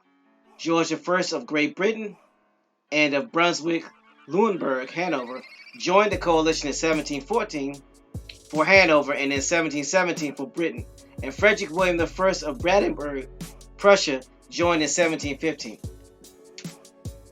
Charles XI led the Swedish army. Swedish allies included Holstein, Gottorp, several Polish magnates under the Stanislaw I, Lesvishniki, and Cossacks under Ukrainian Hetman Ivan Mazepa. The Ottoman Empire temporarily hosted Charles XI of Sweden and intervened against Peter I. The war began when an alliance of Denmark and Norway, Saxony, Poland, and Russia, sensing an opportunity as Sweden was ruled by the young Charles XI, declared war on the Swedish Empire and launched a threefold attack on the Swedish hosting Gottorp, Swedish Livonia, and Swedish Ingria. Sweden paired the Danish and the Russian attacks at Travendale, August 1700, and Narva, November 1700, respectively, and in a counter-offensive pushed Augustus II's forces through the Polish, Lithuanian Commonwealth to Saxony, dethroning Augustus on the way. This happened in 1706, and forcing him to acknowledge defeat in the Treaty of Altronstad, October 1706. The treaty also secured the extradition and execution of Johanna Reinhold Patko, architect of the alliance 7 years earlier. Meanwhile, the forces of Peter I had recovered from defeat at Narva and gained ground in Swedish Baltic province, where they cemented Russia's access to the Baltic Sea by founding St. Petersburg in 1703. Charles XI moved from Saxony into Russia to confront Peter, but the campaign ended in 1709 with the destruction of the main Swedish army and the decisive Battle of Poltava in present-day Ukraine, and Charles exiled in the Ottoman town of Bender. The Ottoman Empire defeated the Russian Moldavian army in the Pruth River campaign, but that peace treaty was in the end without great consequence to Russia's position. Alta Poltava, the anti-Swedish coalition, revived, and subsequently Hanover and Prussia joined it. The remaining Swedish forces in plague-stricken areas south and east of the Baltic Sea were evicted. That ties into what who was it that said something about the disease? That ties into what Ladarian Woods was talking about the sickness at that time. It says, that's what I get for going off. It says the plague-stricken areas south and east of Baltic Sea were evicted, with the last city, Riga, falling in 1710. The coalition members partitioned most of the Swedish dominions among themselves, destroying the Swedish dominion Maurice Baltisi. Sweden proper was invaded from the west by Denmark, Norway, and from the east by Russia, which had occupied Finland.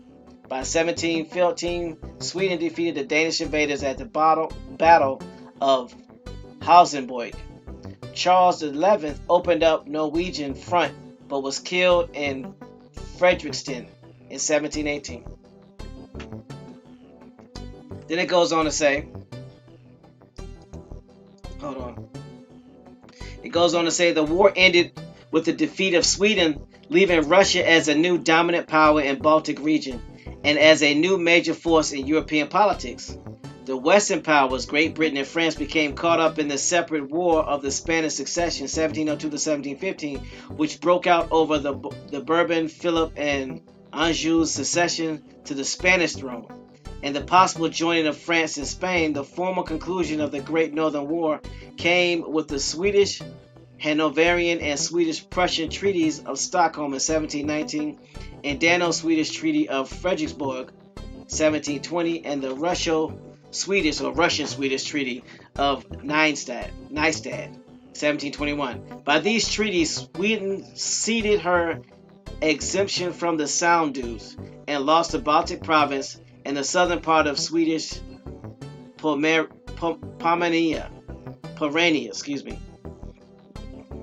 The peace treaties also ended her alliance with hosting Gottorp. Hanover gained Brandenburg. Prussia incorporated the Oder estuary, which is Stettin lagoons. Russia secured the Baltic provinces, and Denmark strengthened her position in Schleswig-Holstein in Sweden. The absolute monarchy had come to an end with the death of Charles XI, and Sweden's Age of Liberty began.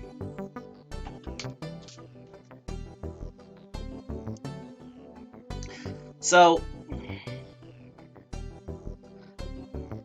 basically, this talks about the wars that were happening in this area, and then it goes back to the background. It says between the years 1560 and 1658, Sweden created a Baltic Empire centered on the Gulf of Finland and comprising provinces of Karelia, Ingria, Estonia, and Lavinia. During the 30 Years' War, Sweden gained tracts in Germany as well, including Western Pomerania, Wismar, and Duchy of Bremen and Verden. During the same period, Sweden conquered Danish and Norwegian provinces north of the Sound. So, this is what caught my attention.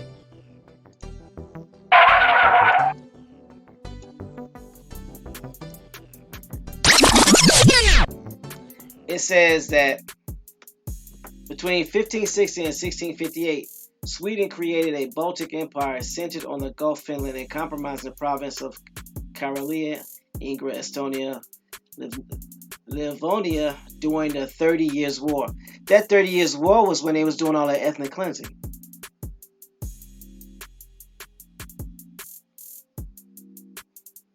So this talks about, or this basically confirms what was talked about in the on the site that we was reading last week. Was it realhistorywww.com? You know, when they say when the Europeans talk about the 30 Years' War, that's when they was replacing the nobles with the albinos. Then albinos with the fair skin, and then they end up shipping the nobles to Australia, Africa, and to the United States. So at the same time that was going on, this war was going on.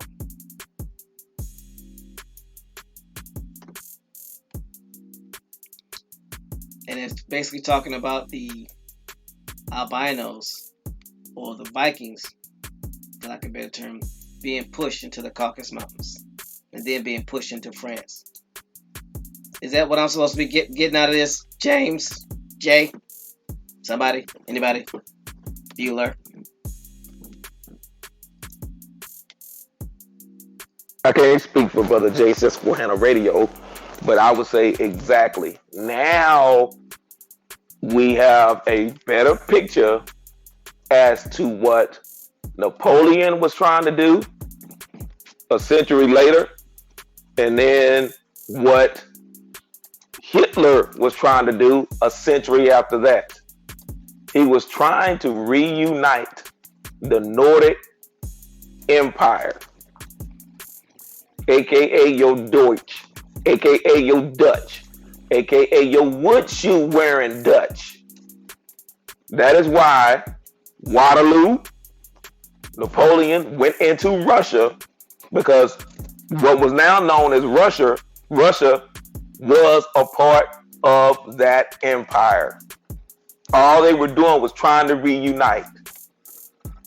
Everything that Hitler did, Napoleon did. Going into Poland, Belgium, Austria, Hungary. Now you're going to start to figure out, now here's the part we're going to get some people. I know it's going to get some people in trouble, so let me throw out this disclaimer. The views expressed are those of James Flames, aka Doodle Vision, aka Choctaw Jimmy, aka Phil Drummond, and not those of A2. So come after me. Don't try to send hate mail or messages to A2 crying, getting in their box. I prefer that you call in, but you probably won't. You know who you are. But this is why we get into World War I dealing with the Ottoman Empire. Because the Ottoman Empire, which are those Turks, were trying to be cool with everybody. Do I need to say that again? Yes, you need to say that one more time, because people don't understand what happens when you try to be cool with everybody. So please say that again, sir. The Ottoman Empire got into it, drug into World War I, because they were trying to be cool with everybody, because they wanted to remain neutral. Now you're going to see why these Brits, aka your English, your Anglo-Saxons, why they wanted to keep this alliance or allegiance with France. And I mean by France, I mean those that were melanated, the darker skinned people that are you could say your Dublin Vikings that were over there, because they were a mixture. And this is science. This is not racism. This is science. Everybody want to talk about science. A Caucasian person alone cannot make a darker melanated creature, baby. They can't. They cannot. So a little bit later, we're gonna get into who are truly these Samis, which we keep touching on it. But when we get into who are these Samis, Sammy, you're gonna see who are these half and halves. But anyway, it was to keep those Finnish people, those Finns out. So they had to keep that going. So you had the darker, more melanated people pushed to the south. That's why I go back again. Those that were in northern France are totally different people from those that are in southern France. So as this push is going on during the 1500s and the nobles are being exiled, you start seeing these mass exoduses everywhere. You start hearing about all these exploration ships coming over here to the Americas, setting up ground, saying that they were trying to get away for quote unquote religious freedom. You keep seeing all of these waves going on, and they coincide with all of these great northern wars. Well, I say the Great Northern War because it was still a continuation. But when you study Napoleon and what he did trying to go into Russia, because you say, why was he trying to go all the way into Russia? All of that, again, don't look at modern day borders. Look at what it was then. That whole northern region, when you look at that map again, and the North Pole is the center point, all of those northern regions, those Iceland regions, all of that belonged to the Vikings. And they started pushing their way south.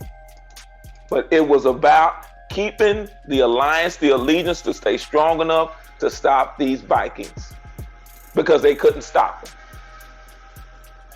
And go back again, look at Hitler. Remember, he said that the Aryan race, he wasn't just talking about Germany. Everybody goes, oh, Germany. No, he was trying to unite the Viking Empire, period. That's why he invaded Poland. That's why he invaded France and took over France and Poland. And you notice when he took over, when he quote unquote invaded Poland in 1938, the British said nothing, because they said if we keep quiet, they'll leave us alone. But au contraire, mon frere, he wanted the whole nine. He wanted the British Isles too. That's why he was hitting that blitzkrieg, hitting all up in London when the sirens were going off. I know I've talked too much. I yield the mic. No, you haven't talked too much. Actually, you haven't talked enough. Could you please continue? Thank you, sir. If anyone in chat would like to chime in, I can't see it, y'all. Just please let me know, and I'll pump the brakes. But no sellout. Don't hit the eject button again. Just make sure you hit the emergency stop, like they have in the student drivers. You know, the instructor has a brake and a steering wheel on his side. So just hit the brake. Don't hit the eject button, because I can't afford to fly out again. I got you. You know that you can only use that parachute once. Hold on, it don't stuff back in the back. Okay, okay. You got to fold it. It take a while. You got to fold it properly. But yeah, you see, all of those regions is what Germany was trying to. So now you start to get. That's why I said the same people. Your Vikings, your Germanic people, your Deutsch. They were all the same people. Which is why even today, what we call English is a Germanic language. They try to hide it, but it is a Germanic language. All of that belonged on the northern region, all that belonged to the Vikings. All that belonged to what you know as the Aryan race, the albinos. That's why I said there were different groups of people, and there's a reason why, and I'm not going to say the word, I'll say the N word. The reason why the Irish were called the green N-words, because they were the darker hue Vikings that were a mixture. Like I said, you're going to get again into this Isa. Hold on, stop. Say that part again about those Irish, please. Thank you. The Irish were called the green N-word. And that didn't start over here. That started over there. The Irish were not accepted by the Anglo-Saxons because the Saxons were a branch of the Vikings. So they were never accepted by the Anglo-Saxons. They were never accepted by the Brits. They were their own little thing, and they were never accepted by the Vikings because they were a mixture. I say again, double dog dare anyone to say, oh, I'm whatever, 16% Irish, and say, hey, it's a nice day outside. Let's go play beach volleyball, or let's go to the park. And they'll probably say, no, that's okay. The sun doesn't like me. No, it's not the fact that the sun doesn't like them.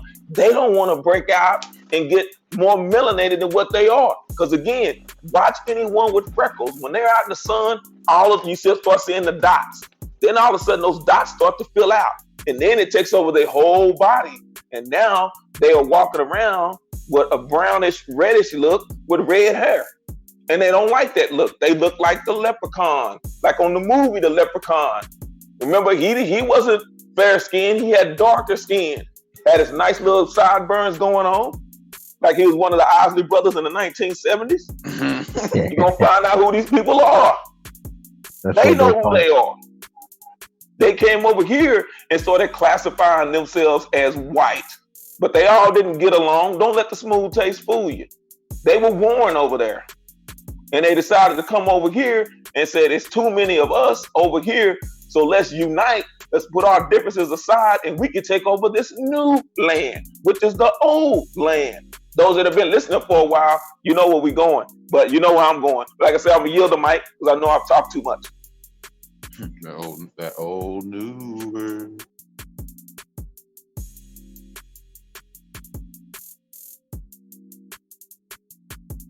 Oh, I wasn't gonna finish the lyric. Go ahead, Timmy.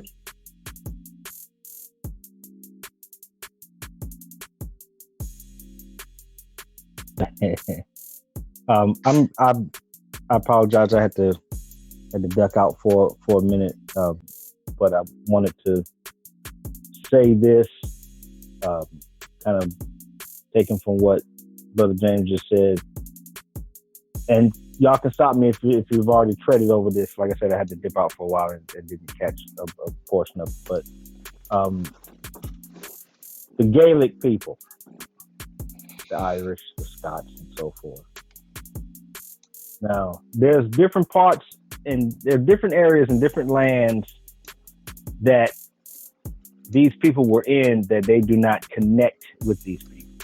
We talked about this earlier about how you got all of these folks and you got cousins going over here, cousins going over there, and they all seen and referred to as different people, but they're really the same people. Now, the Gaelic people, Gaels, Gaels, made their way down to the Iberian, what's now called the Iberian Peninsula, into Spain and Portugal. It's called Portugal for a reason. The port of Gaul, of Gael. Okay? And I realized this when I remember in Spanish class, when I was in high school a long time ago, and they were talking about the word for church. It's iglesia. Right? Iglesia in Spanish. Now that matches the Ecclesiastes in the Bible. When you look at those books, that's those series of books in the Bible, you're talking about Ecclesiastes and you're talking about Galatians or Galatians. And we're all told that those are people in Anatolia, what's now Turkey. But these were Turks. Okay, so take what James just told you about the Irish and about them being darker, swarthy people. Okay, and connect that to what's going on. So you got the Gaelic people who make their way down the Iberian Peninsula, and they end up in Portugal and Spanish and España, okay? And then you have them going even further into the Aegean Sea, which is not what we call the Mediterranean now, and they make their way into what was called Anatolia or Asia Minor. These people, the Gaels, became your Turks. So when you see these folks, and a lot of people came here from the Kemetic part of the conscious community where they were studying Egyptology and all of this other stuff, and they talk about how you have these pharaohs with red hair. Is that so far-fetched now? When you see the people in this area were transplanted there, and they were descendants of the Gaelic people. Like Brother James said, don't let the smooth taste fool you, because we've been taught to question and argue with things that are right in front of our face, that are plain as day to see. You just got to look. So the Galatians are the Gauls, are the Gaels. The Ecclesiastes comes from the Gaelic word ecclesia, or kirk, which is church. All of this is the same stuff. So you see why you got all of these speakers talking about, like Michael Tsarian and a few other folks talking about connection with the Irish connection with Egypt, the Irish connection with the stuff that's going on in the Mediterranean, because these were the same people.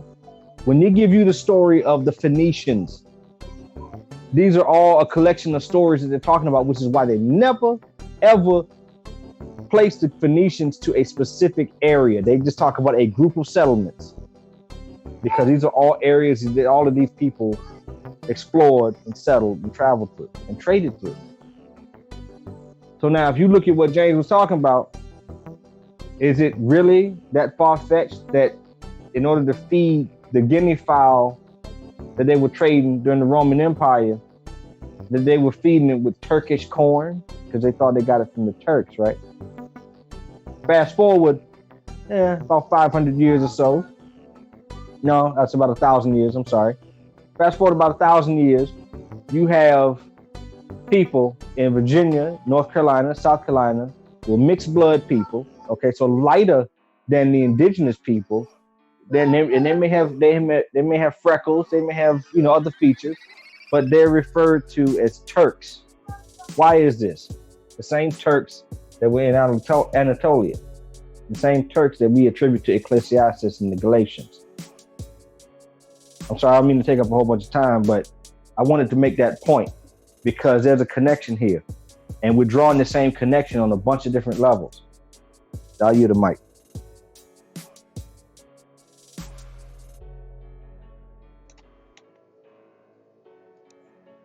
Oh, you were good, Brother Copper. India, you were going into that coal mine. They wasn't ready.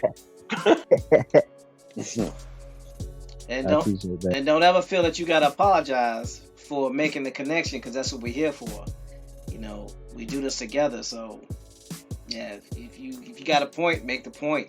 If you gotta interrupt to make the point because you see it's being derailed, do so. Don't feel like you ever gotta apologize. So just want to put that out there. Yep, I second that, because people don't understand. And I saw Lady Free, and I see you. Lady Free was hitting those diamond emojis. See, people think they're gonna just find diamonds just laying out on the beach. Nope, you got to go into the coal mine, find those diamonds. Diamonds just not pop out of that mine shaft on their own. So keep going deep, brother. Thank you for that. I appreciate y'all for that. So now we're discovering, or rediscovering, if you will, how intertwined these Moors and these Vikings are, and they were actual battling. Who these individuals were that got pushed into the Caucasus Mountains, how they end up coming down into Canada and the Americas, mixing with the Isa again and becoming the Arcadians. Man, James, the Isa was just everywhere, weren't they? That's why he always just throwing they wild oats. That's why he always says thanks, Isa. Could you do me a favor? Because I know that you, Bones, and Copper know a lot about this when it comes from the aspect of the Moors and the Isa and them, and then the Vikings. Can you touch on that, because that was one of the things that people were asking and were alluded to. So how does all that interconnect? The Isa, the Moors, and the Vikings. But it goes back to what you read earlier about those different ages, and what Brother Nocella was reading about those different ages and the introduction of metal to these Nordic people. It was introduced by Isa, and some may say out there, they say, oh, he's just talking. Well, if you look up and see, and I'm gonna tell you something, I tell you, we're in the digital age and it starts to disappear. But if you look up Issaquena plates, it may be hard to find now, but Issaquena plates, and they will tell you, because those plates will tell, they would tell the story of what was going on those plates. They were, now I'm gonna tell my age, but most of the people in the chat should remember those Viewmasters. You know, we had to put the disc in there and you had to click it, click, click, click, click, and it tells like the whole story. Those are those Issaquena plates. That's where that idea came from, with those plates. And they would put them on gold, silver, and copper plates. And we all know that copper is heavy here. Even when you get to, I wish Brother Kerry was in here. We're talking about those Mormons, because you're going to figure out who they are too. Why they walk around with jade. You find jade, heavily jade, in the land of Guatemala and Belize and the Yucatan. Oh yeah. You may find a little bit in Asia, China area, but the majority of your jade is here. Why are these Vikings walking around with these jade and all these different jewels, and even on their breastplates? You're reading that in that collection of books that you call the Bible. It talks about the breastplate of righteousness. It had the 12 jewels in there. Issa went up, by the way, again, not going straight across the Atlantic, going up north and coming back down. Well, who were the first people you were going to come in contact with if you are leaving the Americas going north and then going back south into Europe? You're going to come across those Vikings, the Nordic people. So there was not only an exchange of goods, exchange of jewels, it was also an exchange of culture and stories and myths and folklore. So you're getting all of this information over there from Issa. Again, the Issa and the Vikings had the same type of thin boats. Same thin boat. You could row or you could sail it. This is where the Vikings got this from. Oh man, hold on a second. I'm getting a call. I'll be right back.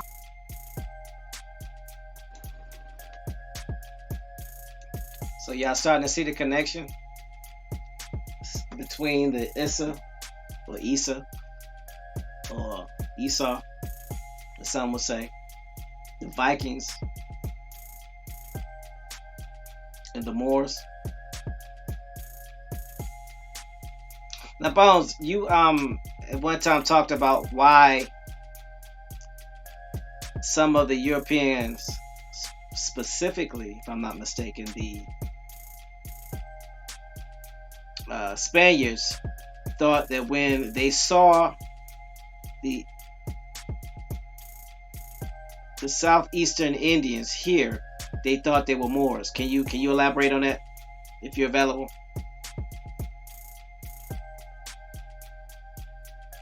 You must be busy doing something. Okay, I'm back. I'm sorry. Okay.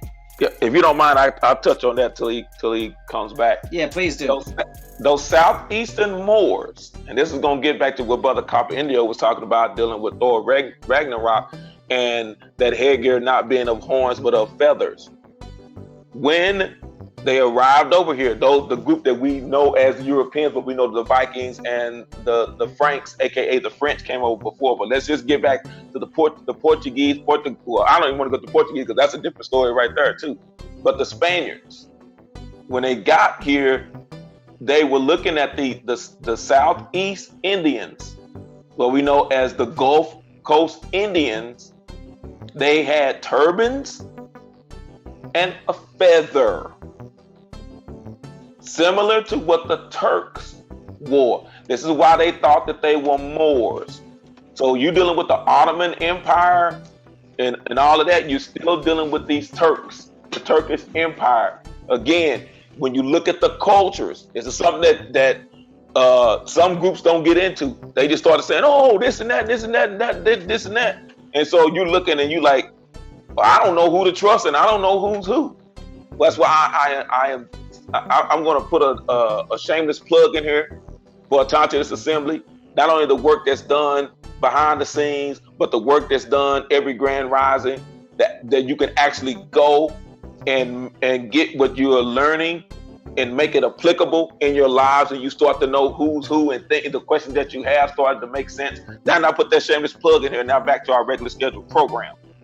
So you're dealing with these same people, and the way you find it, if people say, oh, he's just talking. Again, the foods. We know that turkeys have origins in the Americas, without a doubt. But we know turkeys ended up with the Turks. We also know that Turkish wheat that they used to feed the turkeys to fatten them up, aka corn, aka maize, originates over here as well. We also know that the potato that the Choctaw was primarily responsible for, and the Issa were putting them on. When I say Issa, it still gets back to Star Trek. You have people from all different groups, as the best way I can put it, all different groups, all on the same ship. So when I say thanks, Issa, I'm including everybody else. So all these other tribes were going because everybody had their role to play. So it wasn't just like Issa, they were the Navy. They were the captains of the ship. But it was all these other groups had a part of it too. But if we didn't have a captain, we wouldn't have been sailing over there. That's another subject for another time. So when you start to see this going on, you start to see it in the culture, and especially in the agriculture and in the horticulture. Again, going back to those leprechauns. What the leprechauns would stick what in their mouths? They were corn cob pipes. What do leprechauns, aka Celts, aka the darker skinned Vikings, Dublins, what did they know about corn cob pipes? What do they know about supposedly not knowing about corn? But they tell you that Christopher Cologne came over here, and that's when they figured out they could eat corn, maize, which is a lie from the pits of HE double hockey sticks. So the connection is you start to see these same people and the same culture, which gets back to, I'm gonna say this and then I yield the mic, gets back to the turbans with the feathers in it, which are known for all over Europe, these Moors.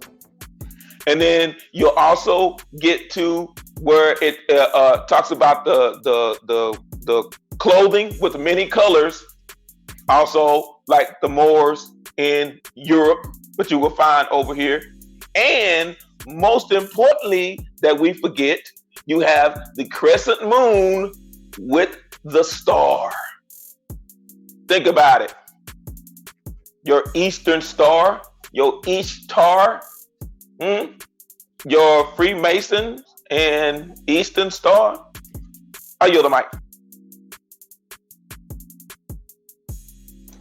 Man. Okay, so the Eastern Star, who they connect to? The Prince Hall? No, Irish, but Scottish, right? Now they give you the Prince Hall Masons or Scottish, because again, your Scot-Irish are cousins of cousins. They're your second and third cousins. Which is why, and I'm sorry, I didn't mean to interrupt, but I'm gonna say this and then I will be done. Is when Brother Copper was talking about, and we talked about before, the Portuguese, the port of Gaul, when they talk about that so-called ship of African slaves, but that Portuguese ship that ended over here in North America, when they got off the ship, and we know they weren't African, they called the people that were on the land Malungu, the relatives from the Great Canoe, because they knew that the Issa was sailing the waters, just like the Vikings, just like you hear about the Egyptians, and they don't even want to talk about that, but they, my goodness, Professor Kava Ayawata, he does a whole series on talking about the Egyptians and them coming over here and getting gold and copper and silver from over here as well. And that's why I said they use the same style ships, not those big boats that they're trying to tell you that, oh, these 500 in the belly of the ship are slaves. That ship would sink. If you've seen the movie It, and they coming out with part 2, the boy's older brother made a little boat for him. What did that boat look like? It wasn't a big belly boat. It was a thin little boat. And then once it caught that current, it took off. You want a piece of candy? I yield the mic.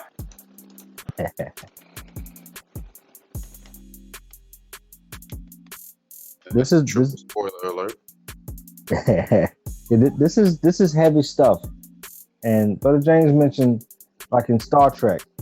So I don't know how many Star Trek fans are in the listening audience, but if you look at any of the series, I mean, in new or old, it's always a ship or a space station or something with an extremely diverse cast of people. Everybody has their place. Everybody has their skill set. Everybody has their history. Everybody has their message. And all of those characters, I mean, Gene Roddenberry was a Freemason and understood as a Freemason the importance of all of this and the history of all of this. He wasn't just a fellow that fought in World War II. Okay, he also saw what was going on. A lot of people that go off to war see the world and they become changed by it. Okay, that combined with the knowledge that he had available to him showed him what was in our past, and what was in our past he depicted was going to be in our future. And if you look at the utopian society that everybody's supposed to be building to, it's the same thing. That same boat with the Issa and everybody else on it that has their own skill set, that are the keepers of something of importance. This is how this amount of knowledge was able to be spread across the world. And this is why all of this knowledge continues to this day to propagate out from here. I yield the mic.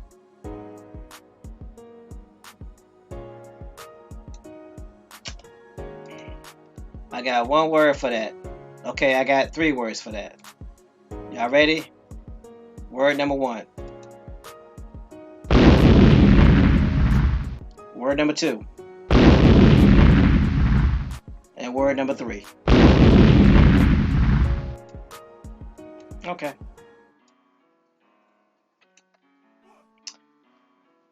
So,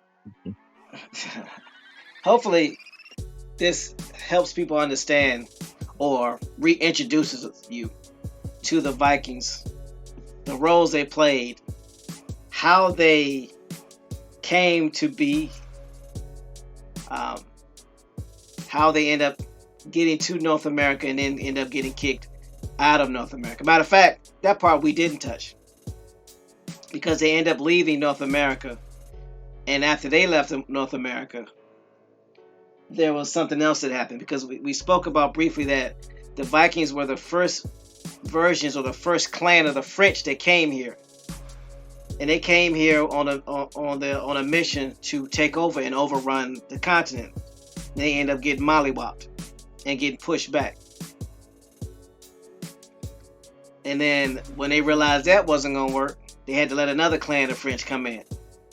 So, James, can you talk a little bit about that? About when the Vikings came here through Canada to the Americas, and what happened when they met the American Indians, and what took place and what we end up having to do to get them out? Yes, the Vikings came by way again of the Arctic Circle down the Mississippi and came into as far as South America. That's how far they made it on their journey as they were coming. So this was what I could say one of the first confederations to deal with what I would call a foreign enemy, because yes, there were plenty of battles over here between the various tribes as tribes grow and deal with land, but they were pushed down. Also in Kievan Rus, if you ever go into, and they have some there in the History Museum in Mexico City as well. But if you get a chance to go to Kievan Rus, which is in Guatemala, or you go to Belize, you will also see these in the temples. But in Kievan Rus, if you're able to go to the Red House, the Itzaru, the Red House, they have it in the temples to where they had taken. You'll see the Jaguar people, the Balim or Balaam. You will see them have these Vikings tied up with their hands behind their backs, and they are shipping them out. They are pushing them out. The ones that they didn't kill, and the Issa putting them back on boats, sending them back up the Mississippi, and pushing them as far north as they could, and they released them. But there were a group of Vikings that came over here, as you recall, and they disappeared. The first group got killed. They send the scouts. It's like when you're in any war, you send scouts out. That first group got killed. They started sending the rest of the troops. They pushed them back up into Canada. And hundreds of years later, you know them as the Acadians, which tie back to the French, which is going to get you during the 1500s, 1600s, get you into these French and Indian wars that took place to get them up out of here. But all they did was follow the same trail to get over here that the Issa took to get over there. And if you study the Spaniards, you will know the Spaniards came down the Mississippi. They didn't start in the Caribbean and go up. They came down the Mississippi, through the Gulf of Mexico, into the Caribbean, down into South America. That's how and they took this, all of them took that same route. They were not cutting across the Atlantic. But that first group of Vikings, they came, they disappeared, they killed them. We killed them because we knew who they were. We knew that, I don't want to say it. I'm not going to say it. I'm not going to say it. I'll be good. I'll yield the mic.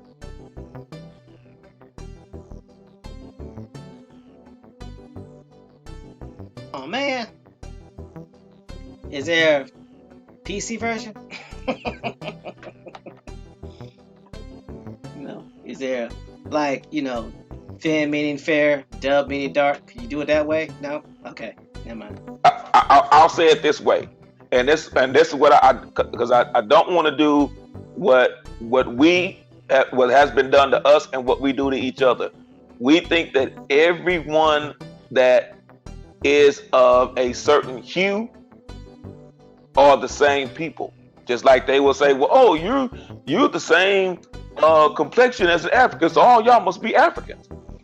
All of those that we call Caucasians or white, or there are different groups of people. Mm-hmm. And that's why specifically, Hitler knew who was who. And why he kept saying the Aryan race. He was talking about the Vikings.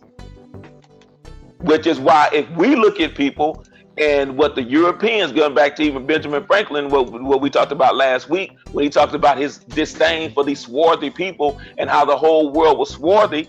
Well, what he considered swarthy, I would look at them and we would classify them and say, oh, those are just white people. But they will tell you, oh, no, they were not. They didn't all become white people until over here. till they came to the Americas and they bonded together. What they classified as, and this is recent history. This isn't ancient history, because they wasn't all white. Because you could see, as far as even in the 1940s and 50s, it will tell you no Negroes, no Irish, no Mexicans need to apply. Do not apply. And then they throw Italians in there too. So why were they throwing all these group of people? You can say, okay, well, Italians, they closer to us, they tan or whatever. But why were they throwing the Irish? So they knew they weren't all the same people. They knew about blood quantum. They knew about all of that. But they all, when they started coming over here, and again, you had those over here that could pass and started doing those things. Remember, but what we consider as white people, they would call them, those are swarthy people. Those are the Swats. We don't have anything to do with them. So go back, look at the Aryan, and then in place of the Aryan nation, put Viking. And then you'll get to all these neo-Nazis and skinheads that talk about, oh, they this and that. And you look at them like, nope, you are not a Viking. You are not a Viking. I yield the mic.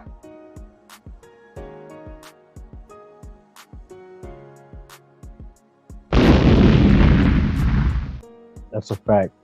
You'd see a lot. You can look around on YouTube, for example, and see a whole lot of what so-called white identitarian groups, and they cling to Asatru, or the religion of the people in the north, or they cling to Viking culture, or at least what they perceive to be Viking culture.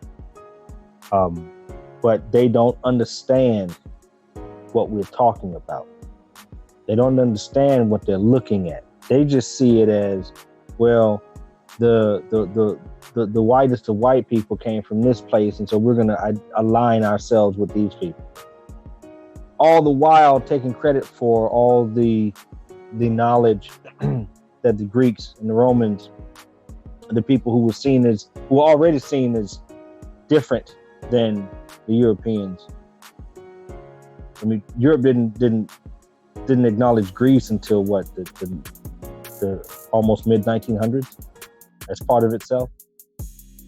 Yet they take credit for the knowledge that was given to them by these other people. So they have to understand how all of this went down and who these people really are. And it shows you that these white identitarians are just as lost, if not more, than the Pan-Africans. They're only reading enough of their history to come to a conclusion, and they stop. They don't read any further. They just run with whatever they've read. You got to keep digging. And another shameless plug. This is what this community does. Not just the people that you see on the panel, that you hear up, on the recording, on the stream. The people in the community, all of you, the people listening that aren't in the chat, all of you are a part of this. And this is our modus operandi. Is to continue reading, continue learning, because this redefines our perspective, and in a lot of ways reaffirms things we already knew. But you got groups out here who are essentially running around as charlatans because they've only read enough to be dangerous.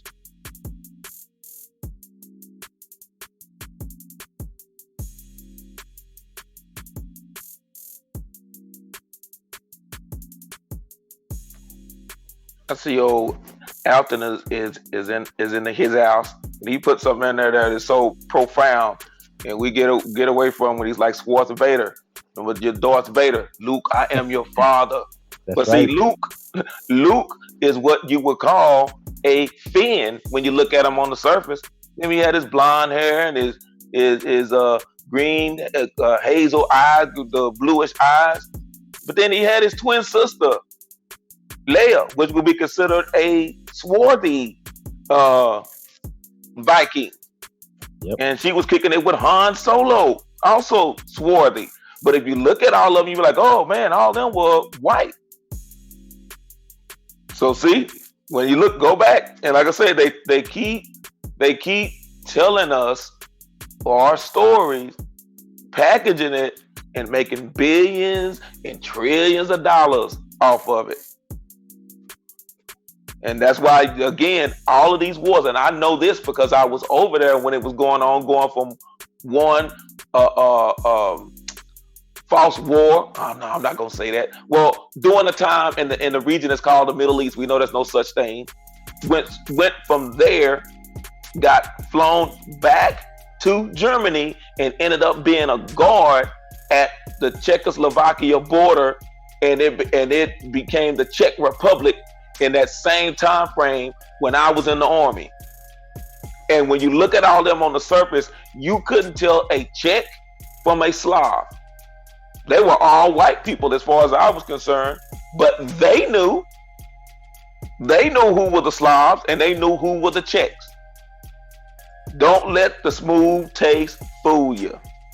They know who they are, just like we should know who we are. I go back to the battle again. You look at the Houthi and the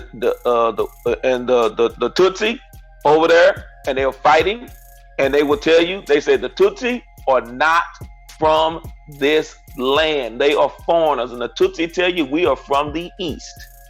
We got pushed west because of the wars, but we are from the east. But if you look at them on the surface, you're like, oh man, they all of them West Africans.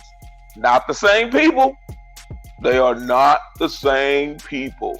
Eventually, when you branch off and you have babies with good group of people, yes, you are distant cousins, but eventually you are not the same people, because you're gonna keep having babies with those in the land in which you reside. I yield the mic. Think about it.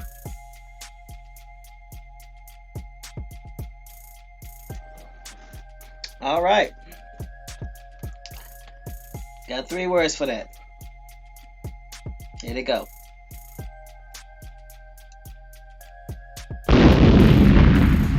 That's the first word. That's the second word. And that's the third word. So, when you start looking at the word fin, meaning fair, in Irish terminology, Anos, and dove, meaning dark or black, it made me think, it made me do something, it made me take a look at something from the standpoint of lectio difficilior. And I looked up the letter W, and I found out something very interesting. So I'm going to put this in the chat.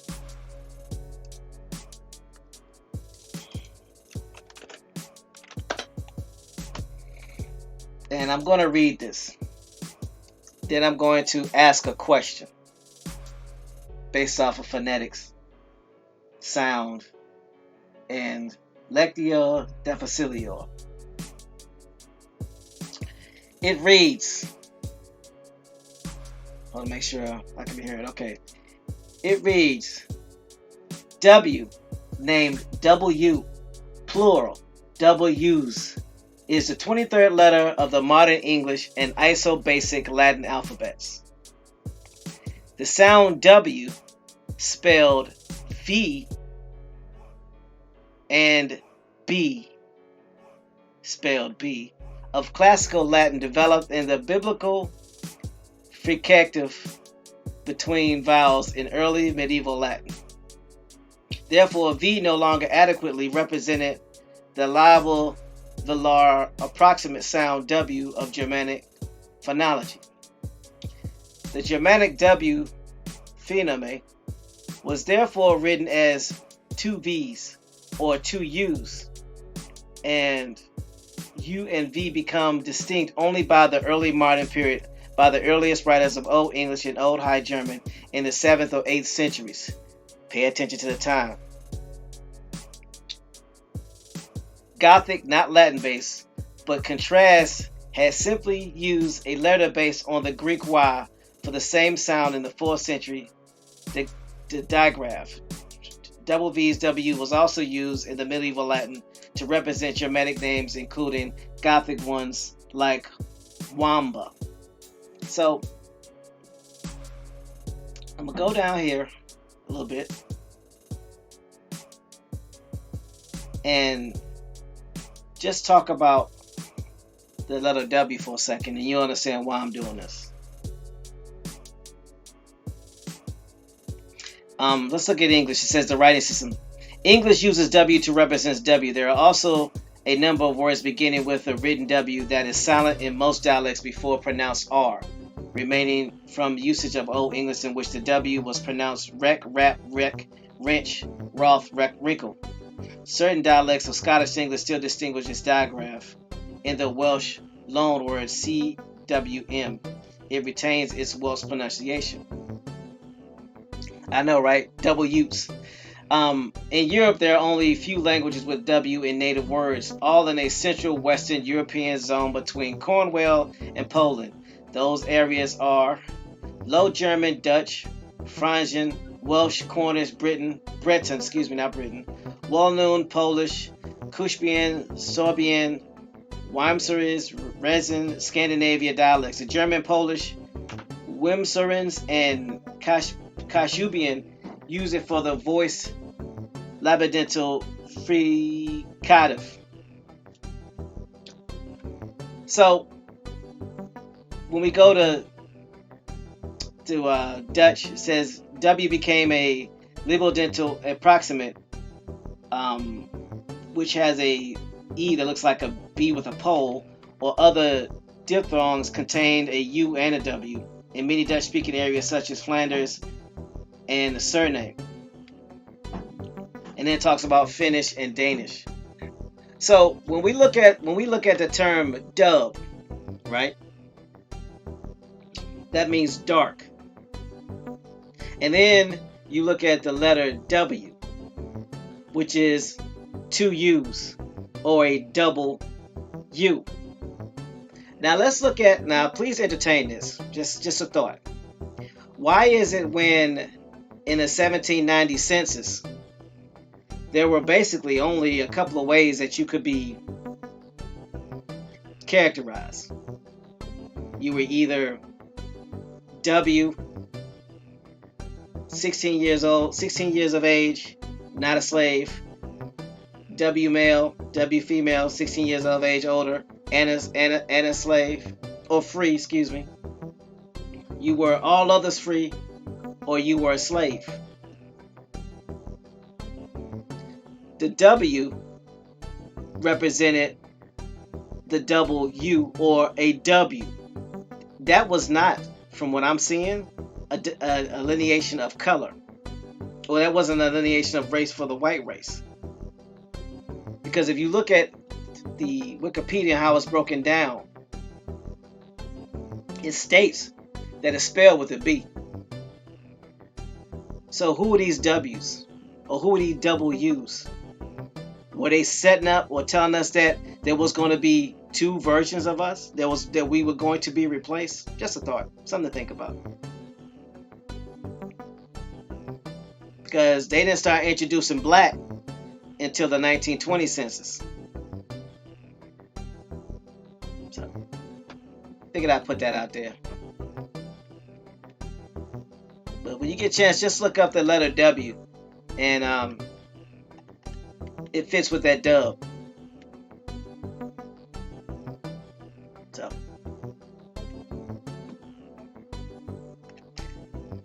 we're coming up on the 11 o'clock hour.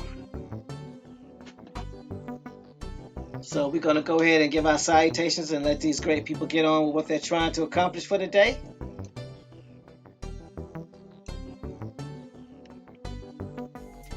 With that being said, let me see. No sellout. Hold on, I'm trying to pull up. Here we go.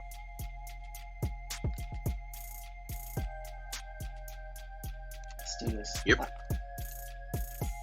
All right. What you got for the good people? Nothing much. Just appreciate everybody for showing up again on another Grand Rising show.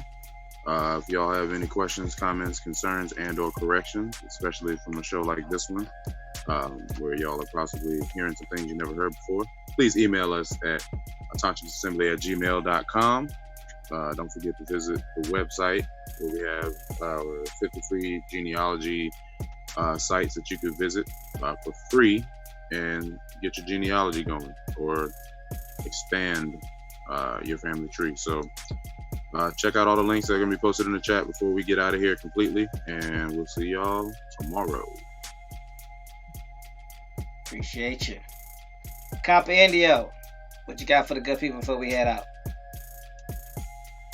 Well, I can't depart without thanking the community, again, which includes the panel of all these great people, all the great people in the chat, and all of the listening audience.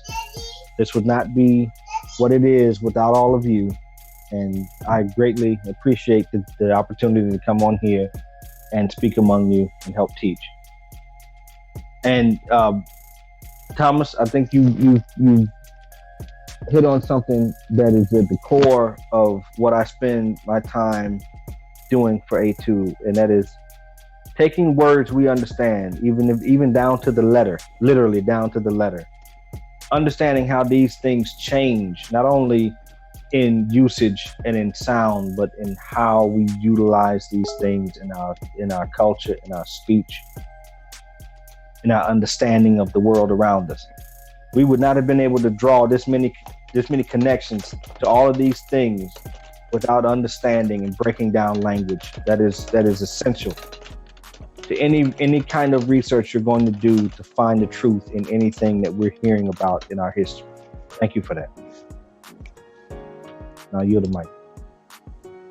Cool beans. Thank you.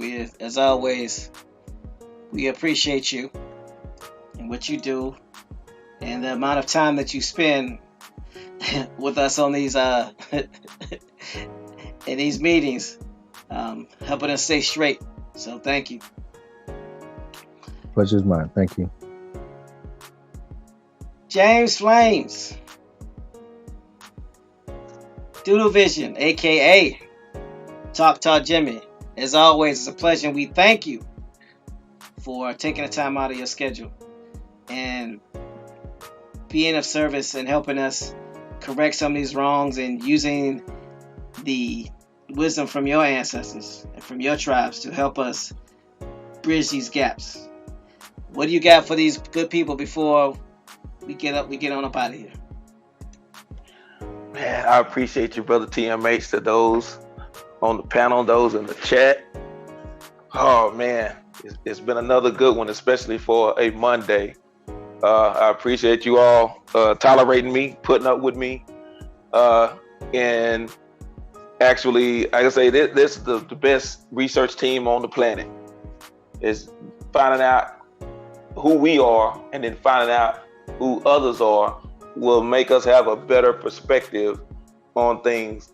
For those that drive or travel a lot, you know that they expect you to be a good driver, an alert driver. But you realize if you're driving and you go into a lot of meetings or just driving town back and forth, commuting to work, that you not only have to be a good driver for yourself, you have to be a great driver for everybody else out there. So in the process, it gets back to genealogy, knowing who you are. Once you know who you are, then you can keep an eye on everybody else and you can start to see who these other people are and what happened. Because we can always talk about, oh man, we got overtaken. Some of that, a lot of that, we did to ourselves. But if you find out who is who, you can reconcile.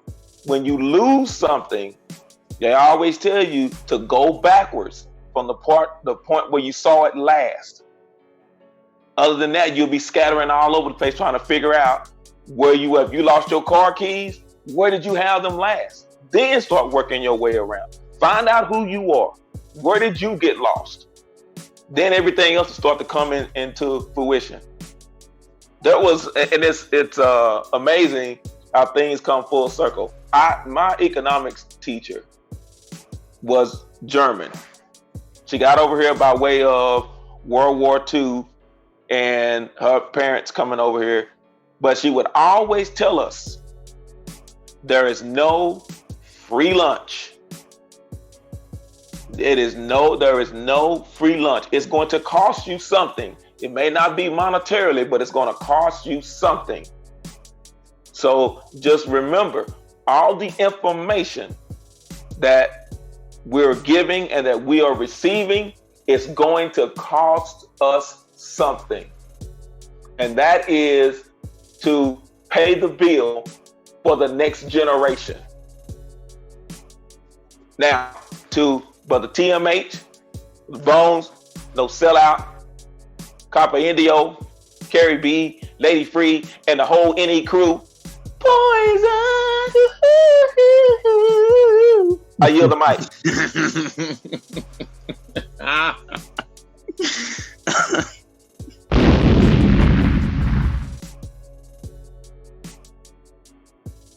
All right, here we go. Appreciate you, James. I appreciate you.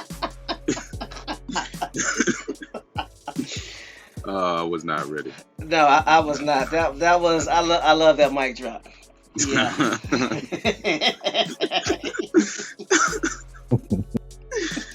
Oh man.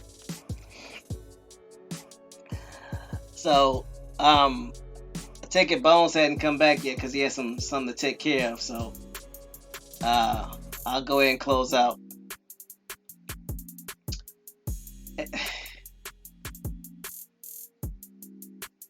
I want to thank that Taiwan dialect mixed with Macon dialect. Sometimes it don't always work. I want to thank the panel. As always, y'all make it easy to do what we do. And of course, those that are subscribed, newly subscribers, new viewers, we appreciate you. We hope that this information is beneficial and that serves you in some way to helping you unblock or unlock some of the things that are keeping you from finding out who you are and helping you understand why in some aspects your genealogy or doing your family tree is a little bit difficult. Want to thank the best chat ever for providing us the platform to allow us to do what we do and giving us the feedback and basically keeping us honest and keeping us on track and make sure we are always trying to get it right and not concerned with being right. So thank you. Again, the Toxins Assembly is a nonprofit organization whose main goal is to help people do their genealogy and find out who they are. Whether you are looking to tie into an African tribe or house, an American Indian tribe, a Native American tribe, Slavic, French, Huguenot, Russian, whatever, Viking, that's your choice. But the resources are here to help you. And if you're looking to become financially independent and have access to the tools that's going to help you, your relatives, your tribe, and your community, we will help you with that. We're not here about telling you who you are and who you're not. And as Bones always says, it does us no good to provide and look at all this information and we don't do anything with it. That's why the theme, if you will, or the motto is where the real work gets done. That's not a slap in anybody's face. That's just to let you know that we're here to do work. We're not here to just talk or talk about a problem and then let you to vent and then go about your day. We're here to present you with what the challenges are, the solutions to those challenges, and then help you get to work on solving those challenges. Immediate solutions. Things that you can take action with today.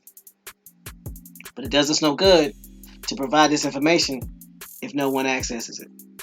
So make sure you check out the information that's been placed at attacklistassembly.com on the Attacklist Assembly YouTube page and the CAB YouTube page. And information is to help you. If you have any snags, reach out to us. The links and everything is put in the chat for that reason. If you have any questions or if you have an issue with some of the information that was posted that we read and you have some information that refutes, debunks, or is more credible to either debunk it or either add to it. Let us know. Email us. We don't do opinions. We don't do emotions. Again, we're focused on getting it right. We're not concerned with being right. As Bone says, it's always good when we kick with the relatives. This is no place we'd rather be. And until next time, next Grand Rising, we look forward to speaking with you. And with that, I say peace.